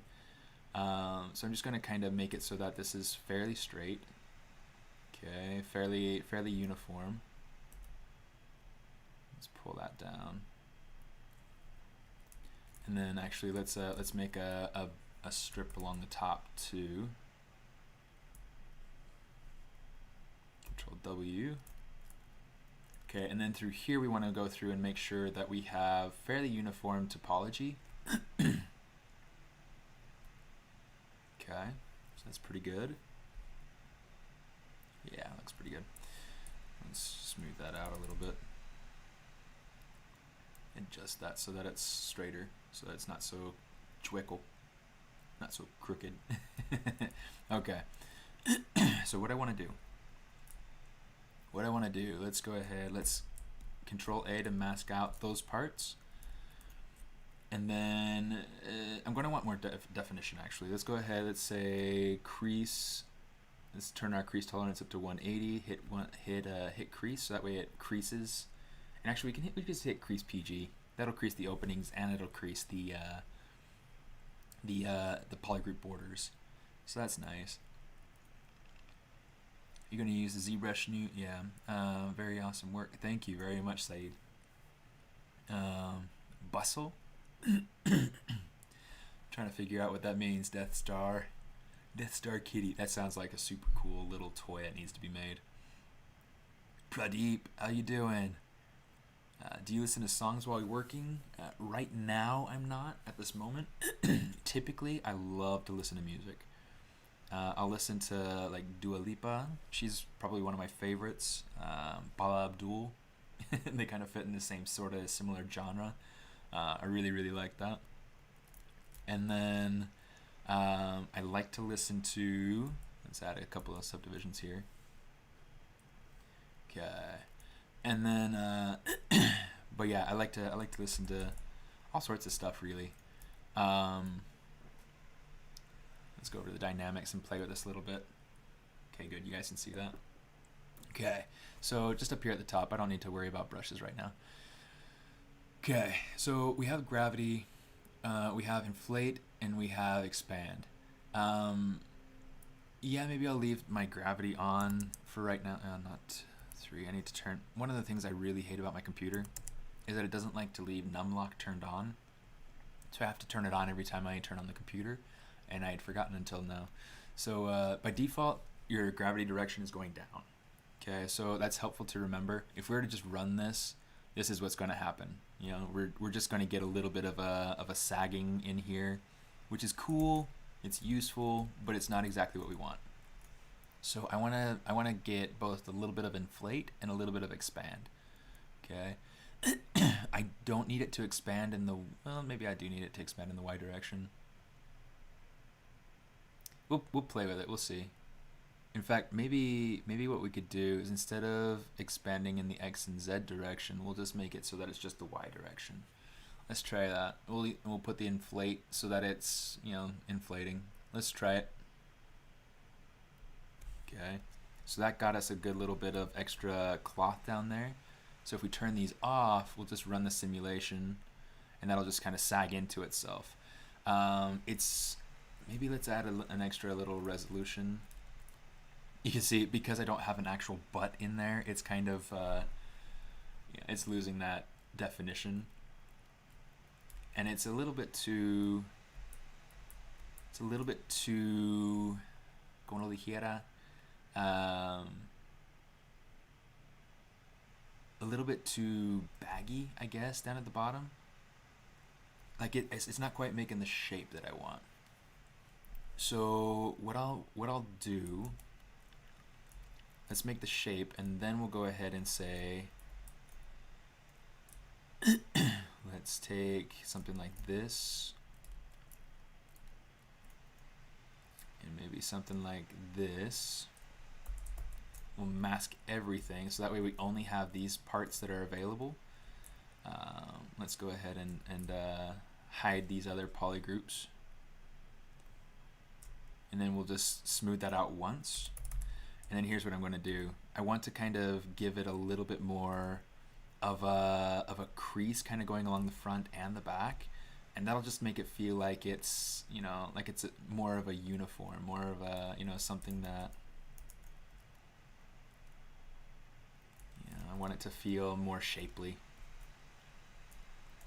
Okay, so part of what's going to come in here is I'm going to be using dynamics as a way to be able to kind of block in folds in a natural sort of way, but then I'm going to go ahead and use my regular sculpting to kind of create, you know, all the different planes and things that I really want to get out of it.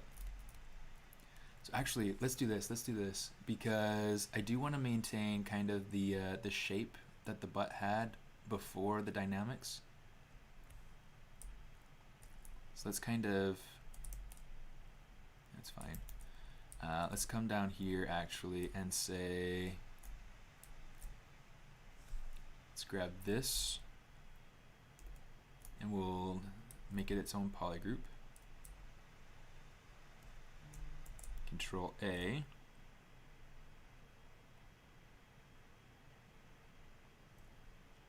Okay.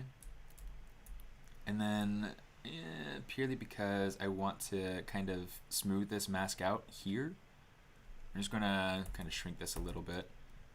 But then I want to just invert and smooth it out. So that way it's got a, oops. So that way it's got a smooth gradient going down. That way hopefully, one, it'll preserve kind of the shape up here, but then it'll also go ahead and allow me to expand and inflate this area down here. So let's try this. I'm going to expand in all directions, just kind of run that. I don't have to run it for very long. You notice that I get a ton of deformation very, very quickly. Okay. Definitely getting too much up top. And I think it's just because it's, yeah, let's go ahead and take it and smooth it out the other direction too. Okay, so let's do this. Run simulation. That's a little bit better. Smoother for sure. Okay, and then what I can do is I can turn off my inflate and just let gravity run on it for a second. And you see it's starting to create some of these folds in the middle here that I would have had to go through and kind of sculpt in manually if I didn't want to, you know, sculpt it, if I didn't want to simulate it. It's a little bit much. So maybe what we'll do is we'll go ahead, we'll run it for a second, and as soon as it starts deforming right there like that, let's go ahead and cut it. This is a little bit weird. Pull our Z intensity down. That's a little bit too much. And then these are just a little bit too roly-poly.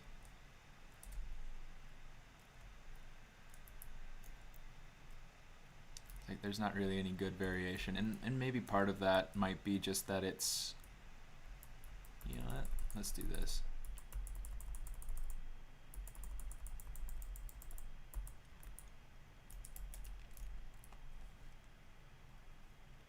I'm gonna reconstruct subdiv. It's like when you're going through and kind of playing around with something, especially something that you feel like you really want to kind of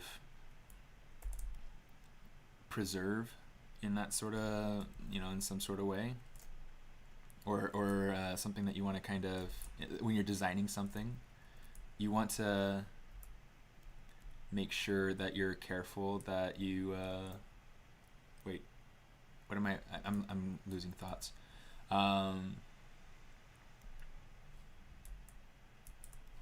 When you are designing something, don't be afraid of playing, experimenting, testing things. So like right now, for instance, this piece in particular, I'm trying to get a specific look by controlling the, come on you, by controlling the cloth settings, the dynamic settings, and that's great. I mean, that's exactly kind of the way that you need to be thinking about these sorts of things. So like right there, I mean, that's getting me too much of a diaper bulge, but I think that the thicker bulge down here at the bottom, I think that probably works better for what I'm wanting. So let's just go ahead and keep that, and we'll work on it from there.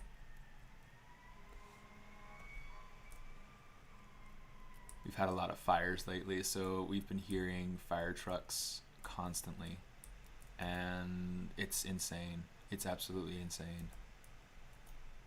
Right here on the back, we're just gonna go in and we're just gonna push that.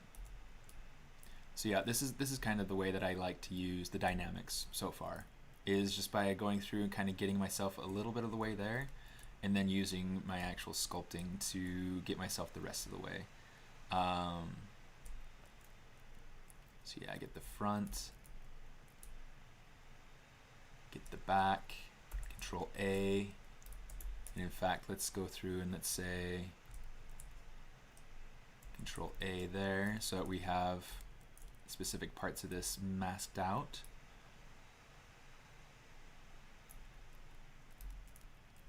And we can just start to control this shape. Okay, I'm going to, let's do this. Control Shift S.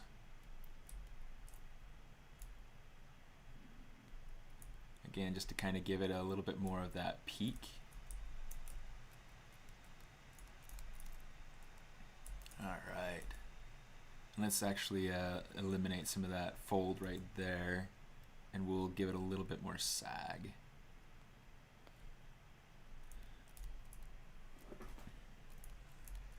One of the things I recommend doing, if you're interested, play around with the actual cloth brushes. So there are some absolutely phenomenal little brushes that they've made and released for this version of ZBrush, and they're all cloth based. Shoot, come here you. So you got cloth hook, which is one that a lot of people like to use. It works really, really well. There's cloth pull, which will allow me to go through. You'll see like kind of what it. Oh, it's simulating. I don't want to simulate that. You'll see that it's kind of trying to maintain the distance on the points. So it's just a way to be able to kind of tug at things and be able to kind of design things in that sense. Okay. Let's actually. Oh, and there's actually a smooth cloth brush too. I know this is like a really super simple application of using the dynamics, but it's it's useful. It's useful to me, and that's the point. It's trying to make ZBrush useful. Okay, let's look at it with the rest of the model and start to kind of refine our design. Just using my cloth, this cloth pull to kind of tweak this and make this feel like it's more hitting the angles and the shapes. Let's actually just move over into regular move.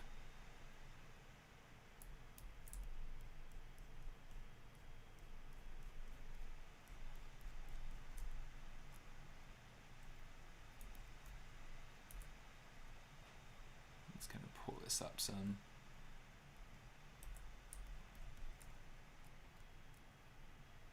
I haven't checked the chat. Do a puffy bow above the butt? Probably not. How did I get into the field, and how do I get inspired? I got into this field, actually it was interesting. So in high school, I was fortunate enough that my high school had 3D animation as a class, and it's not something that was required, obviously, but it was an elective, and it was something that was available. So my buddy who's now working at DreamWorks, hey Peter, how you doing? My buddy who's working at DreamWorks now, he invited me to the class and said, there's this 3D animation class that I'm going to be taking this year. It was our senior year, and he said you should come and take it too. You're an artist, you enjoy that stuff, so you should come take it. And I was like, okay, I'll bite. So I went and took the class with him, and it was awesome. It was awesome. Fell in love with modeling and super loved it. So I went to BYU, Brigham Young University in Provo, Utah, for the animation program there. And it was so much fun and so great. My biggest recommendation to any student is to work really hard to get an internship while they're in school, because after you get out of school, it becomes exponentially harder if you haven't. But yeah, anyway, so that's the big thing that I recommend. Get an internship while you're in school.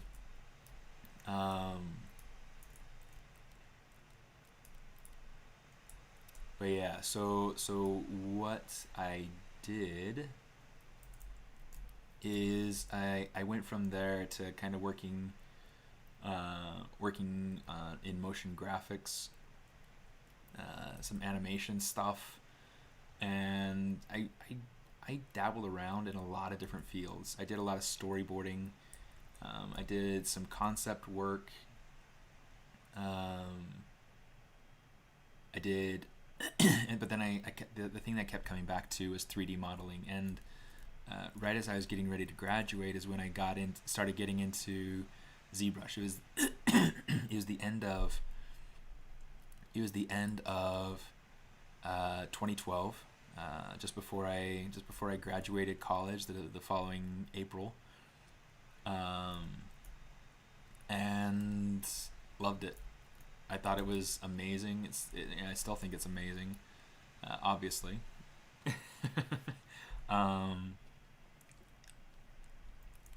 But yeah, so that's kind of how I got into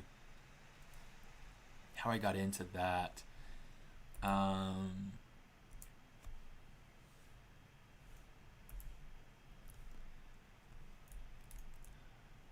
We'll have to decide later if I like those colors or not. So far it's kind of odd, but we have to add in other things too, so we'll worry about that as we go.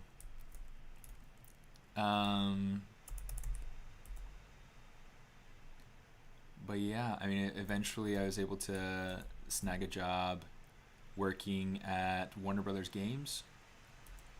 Well, I guess first I started teaching.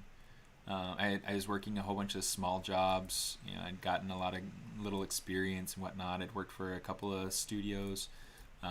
Zag Animation was one. Rebel Media was another. You know, I worked on several things.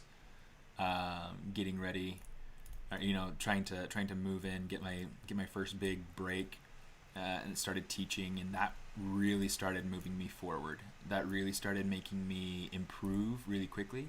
Streaming has done a similar sort of thing for me, in that I can, you know, I've gotten the opportunity to practice and to push myself, and that's a big deal to me. That's a really, really big deal to me. Is being able to practice and push myself in different ways. And so what I did is, once I got hired on at Warner Brothers, in fact I got hired on there in large part because of Shane Olson. He really plugged for me and really helped me get in there. So huge thanks to Shane for helping me get my big break. Yeah, so I've got that, and then from there I got my job at DreamWorks and moved from DreamWorks over to Disney. And if coronavirus had never happened, I might have still been working at Disney. But you know, for right now, I'm teaching at Noman, and that's a phenomenal. It's a phenomenal blessing. One, you know, to be able to teach. But then, you know, it's just great. I really just enjoy working and having fun. Oh shoot, it's already 10 o'clock. I haven't even gone to start blocking in hands or anything like that yet. Let me see. I have, you know what? Let's do this.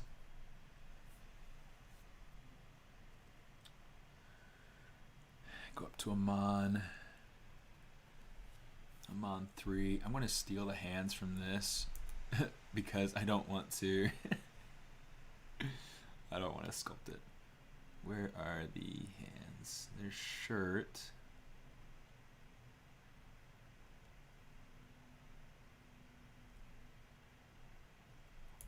Here's the body.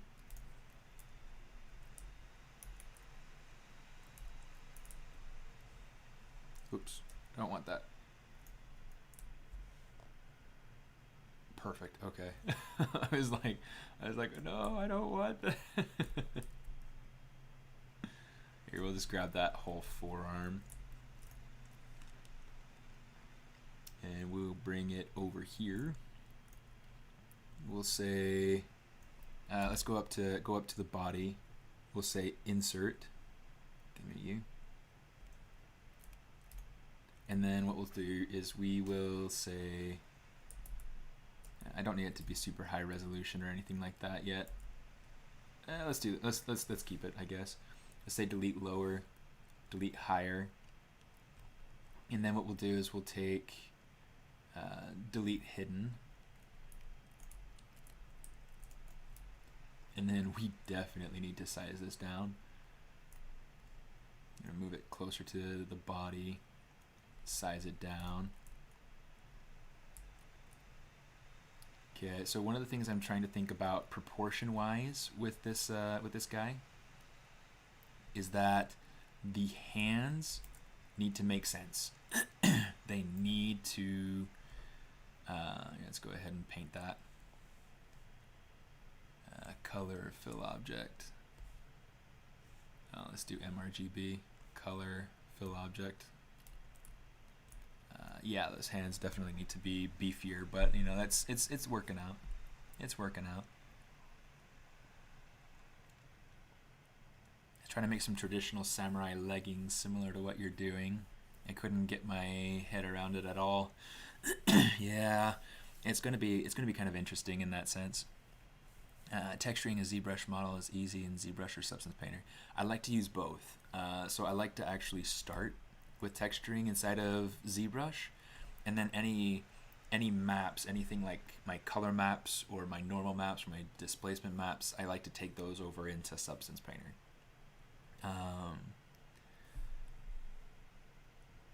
Oh, Mortar Caner, dude, you know it, that Dynamics absolutely works with red wax. Red wax is basic. Just kidding. Anyway, trying to bait you to use red wax. I know, I totally get it. Oh, great. You totally pulled Indy into it. Ah, jerk. Yeah, let's just get rid of the forearm there. I don't need it. I do want this to be a little bit bigger. I'm trying to think. I might. I'm trying to debate on whether or not to make his hands like massive, just because like I don't know. Visually, it feels kind of interesting to me. Now I'm just trying to test ideas on rotation for these arms. I think I want to actually take this.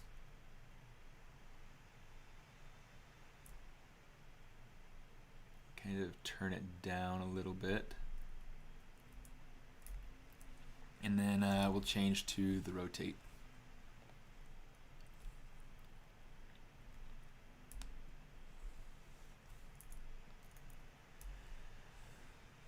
Oh, come on, there we go.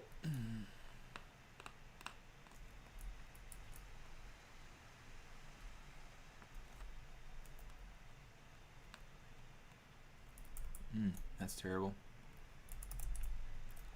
We'll just sculpt it into the shape that I want. Okay, so I want this to kind of go forward, but I want this to kind of go flat.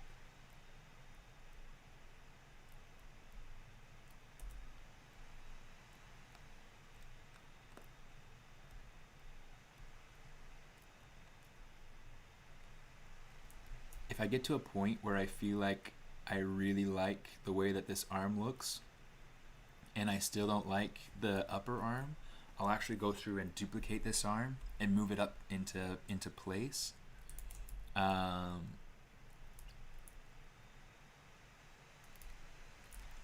I kind of like that idea of like a big thick hand. So here's what I'm going to do. I'm going to take that, smooth out that mask, and let's inflate a little bit, not a ton, because I don't want it to feel inflated.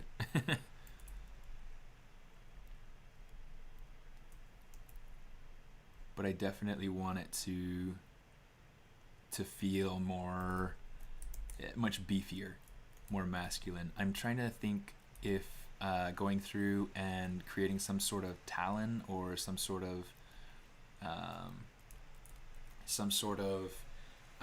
like sharp fingernail, if that would be wise or if that would work, be appealing.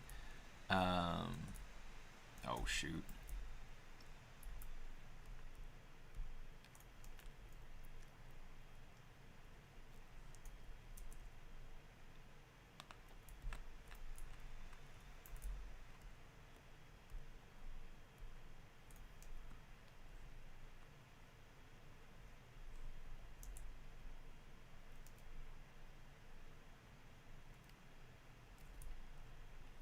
Let's go ahead and try to fix some of these hand anatomy issues. Come on, you.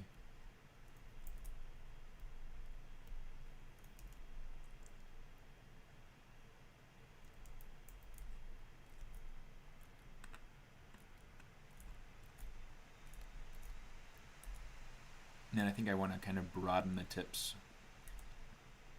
I'll work on refining the fingernails at some other point. Right now I kind of just want to get basic shapes in here.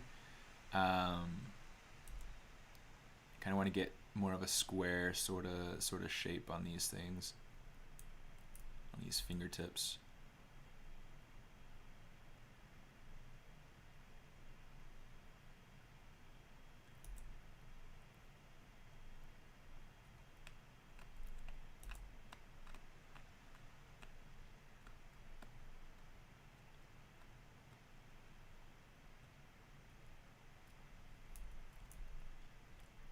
Okay. As soon as I finish these hands, I gotta call it done. I'm like, I keep telling myself, like in my head, it's like, it's after 10 o'clock, it's after 10 o'clock, it's after 10 o'clock. Oh. And it's not like I have anybody going right after me, but I have quehaceres. I have chores. I have things to do.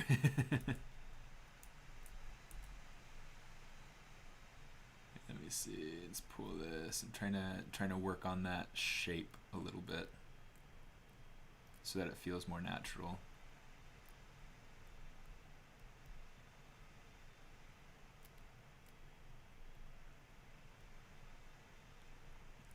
A little bit less volume on top, a little bit more on the bottom. Make that work.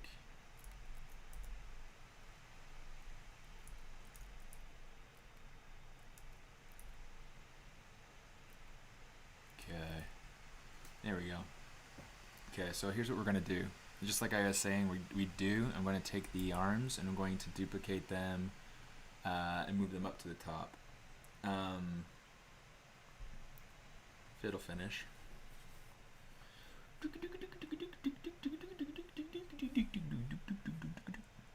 With a tiny sword.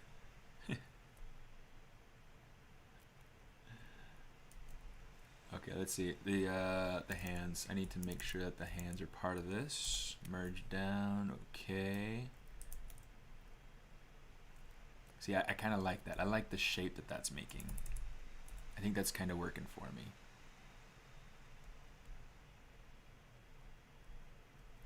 I kind of like that beefy hand sort of look.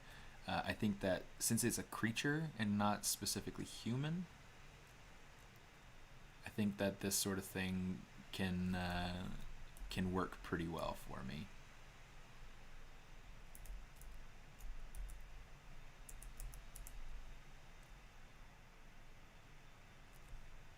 Let's hit solo so we don't have to worry about the body getting in the way. Shoryuken!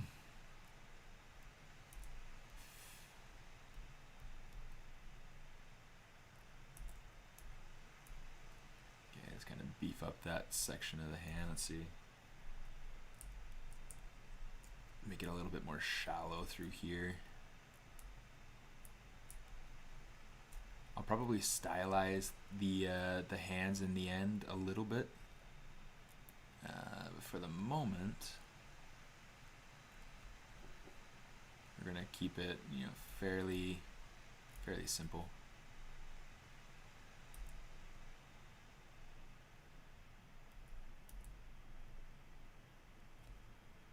And we're gonna have to like beef up knuckles and things like that. So maybe I shouldn't duplicate these arms out yet, because I think I've got a lot that I want to do to really make them feel the way that I want them to be.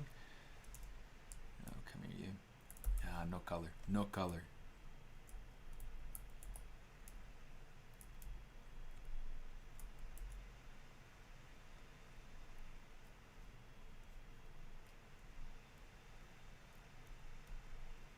Just kind of add in some blocking for knuckles. It's a little bit too strong on that.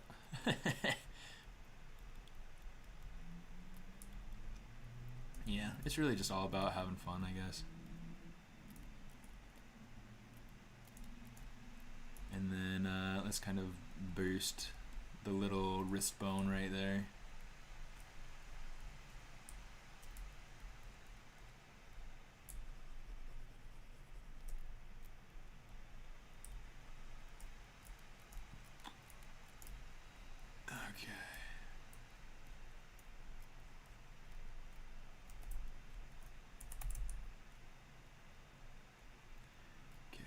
This bone down here needs to go. We need to make sure that that's making the right flow.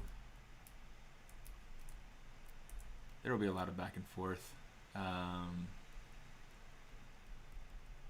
make these things really work.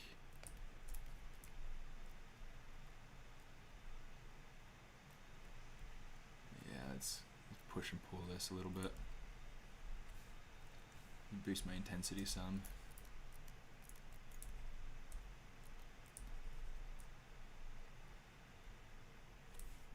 Did I somehow... Okay, the spotlight projection is turned off.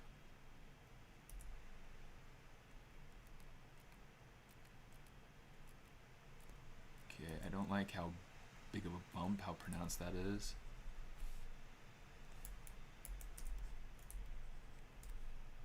Okay, I want to make sure that Dynamesh is turned off for right now.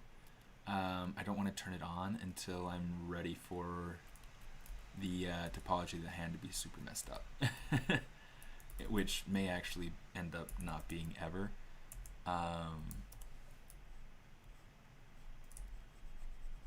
We'll have to see.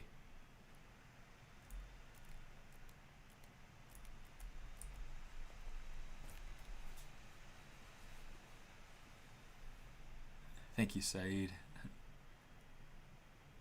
A tutorial or video series for creating stylized hands. I mean, I work on hands a lot. I mean, you can't really get around it.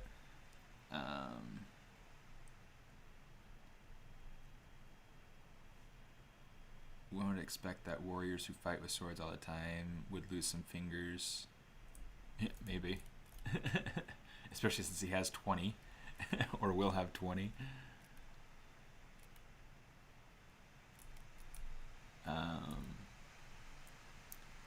Yeah, so I work on hands quite a bit. I mean, it's you only work on it once a project, but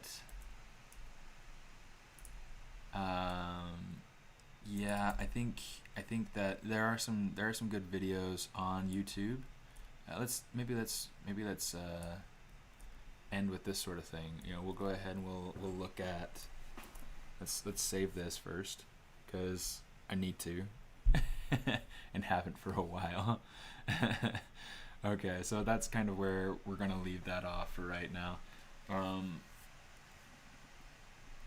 Spend a lot of time thinking and minimal amount of time actually working. In fact, since we're here, maybe we'll go ahead and we'll just take Amon's boots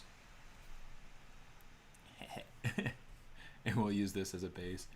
Let's go down to shoes. We'll say insert boots.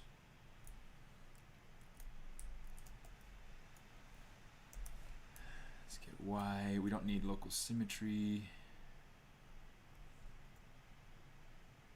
Whoops.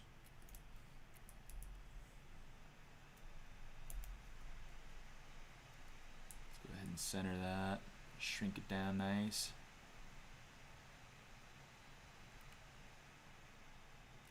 Those are definitely like super huge. Let's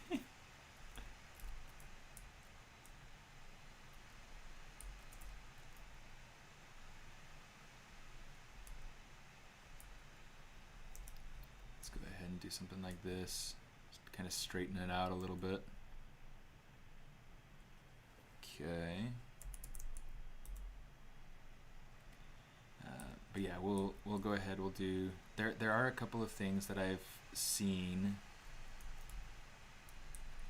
where. Yeah, let's do this. I'll just hide that for now. It's kind of good enough for a block in for right now. So far, so good.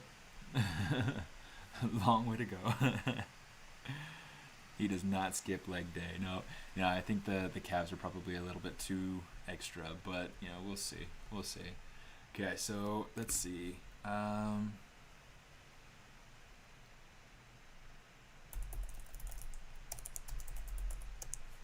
There was a tutorial that I remember seeing. The virtual instructor. That's not it. Is it this one? Because if it's this one, then oh no, I don't think it's this one.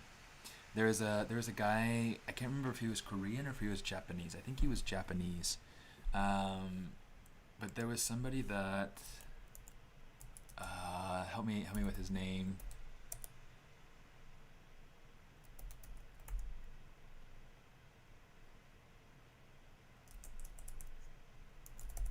There we go. Kim Jong, not Jong. Okay, so there was an artist that he shared, I think on his Instagram.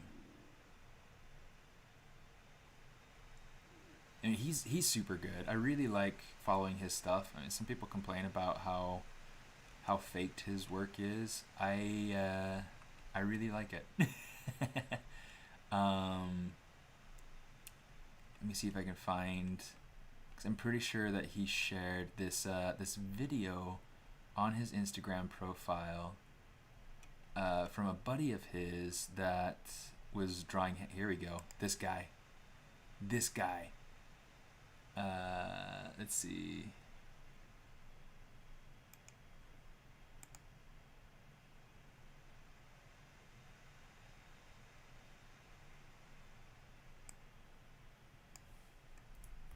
Let's go over here to YouTube.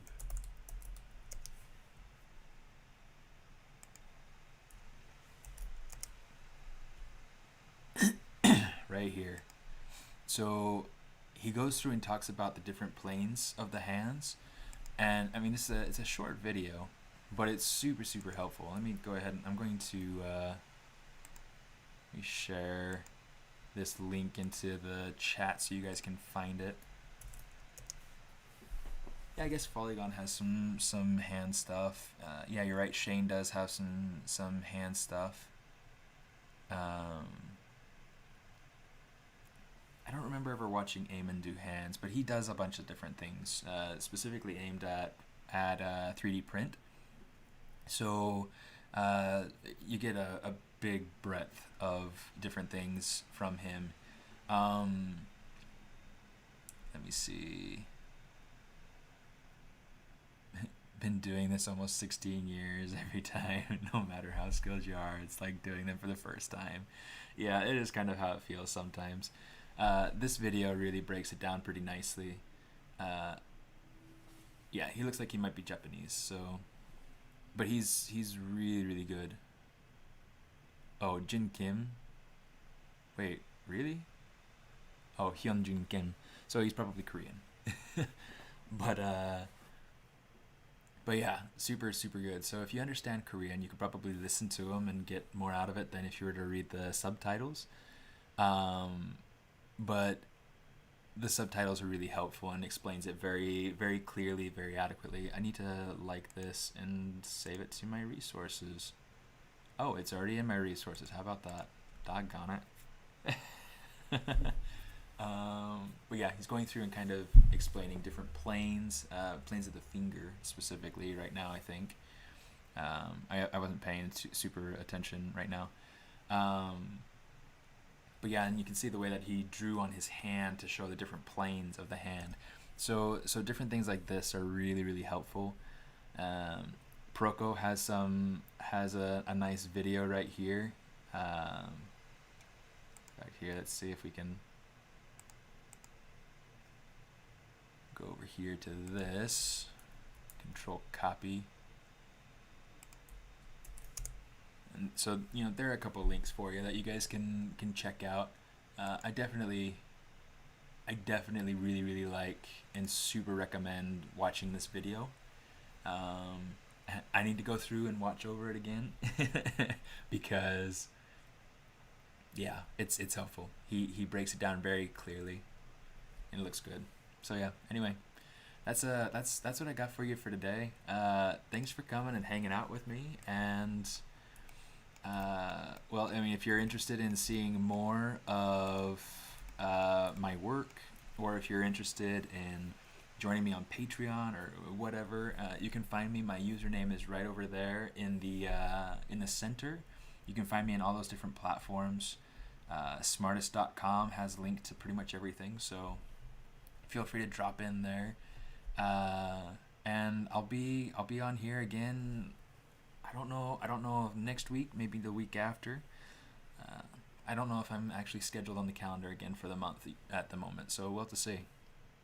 But yeah, so this is kind of where we're at for right now, and we'll see. I kind of want to experiment with this being a little bit smaller now that I'm trying to say goodbye. Yeah, let's kind of shrink this down. I like that much better. Anyway, we're done. We're done. So we're having fun. Anyways, and then feel free to join the No Spare Time Design Challenge too. The theme for the month is Imaginary Friend. You can find it over on Facebook. There's a Facebook group, or if you join the Patreon, there's a Discord group dedicated to No Spare Time. Yeah, a couple different ones. So yeah. No, I didn't change any shaders. It's right now it's all just the startup material. It's just the basic material. So yeah, keeping it basic for now. Thanks a lot, guys, and thanks for coming and having fun with me. Hopefully that was fun and engaging and interesting to you. And yeah, I will see you guys next time I see you.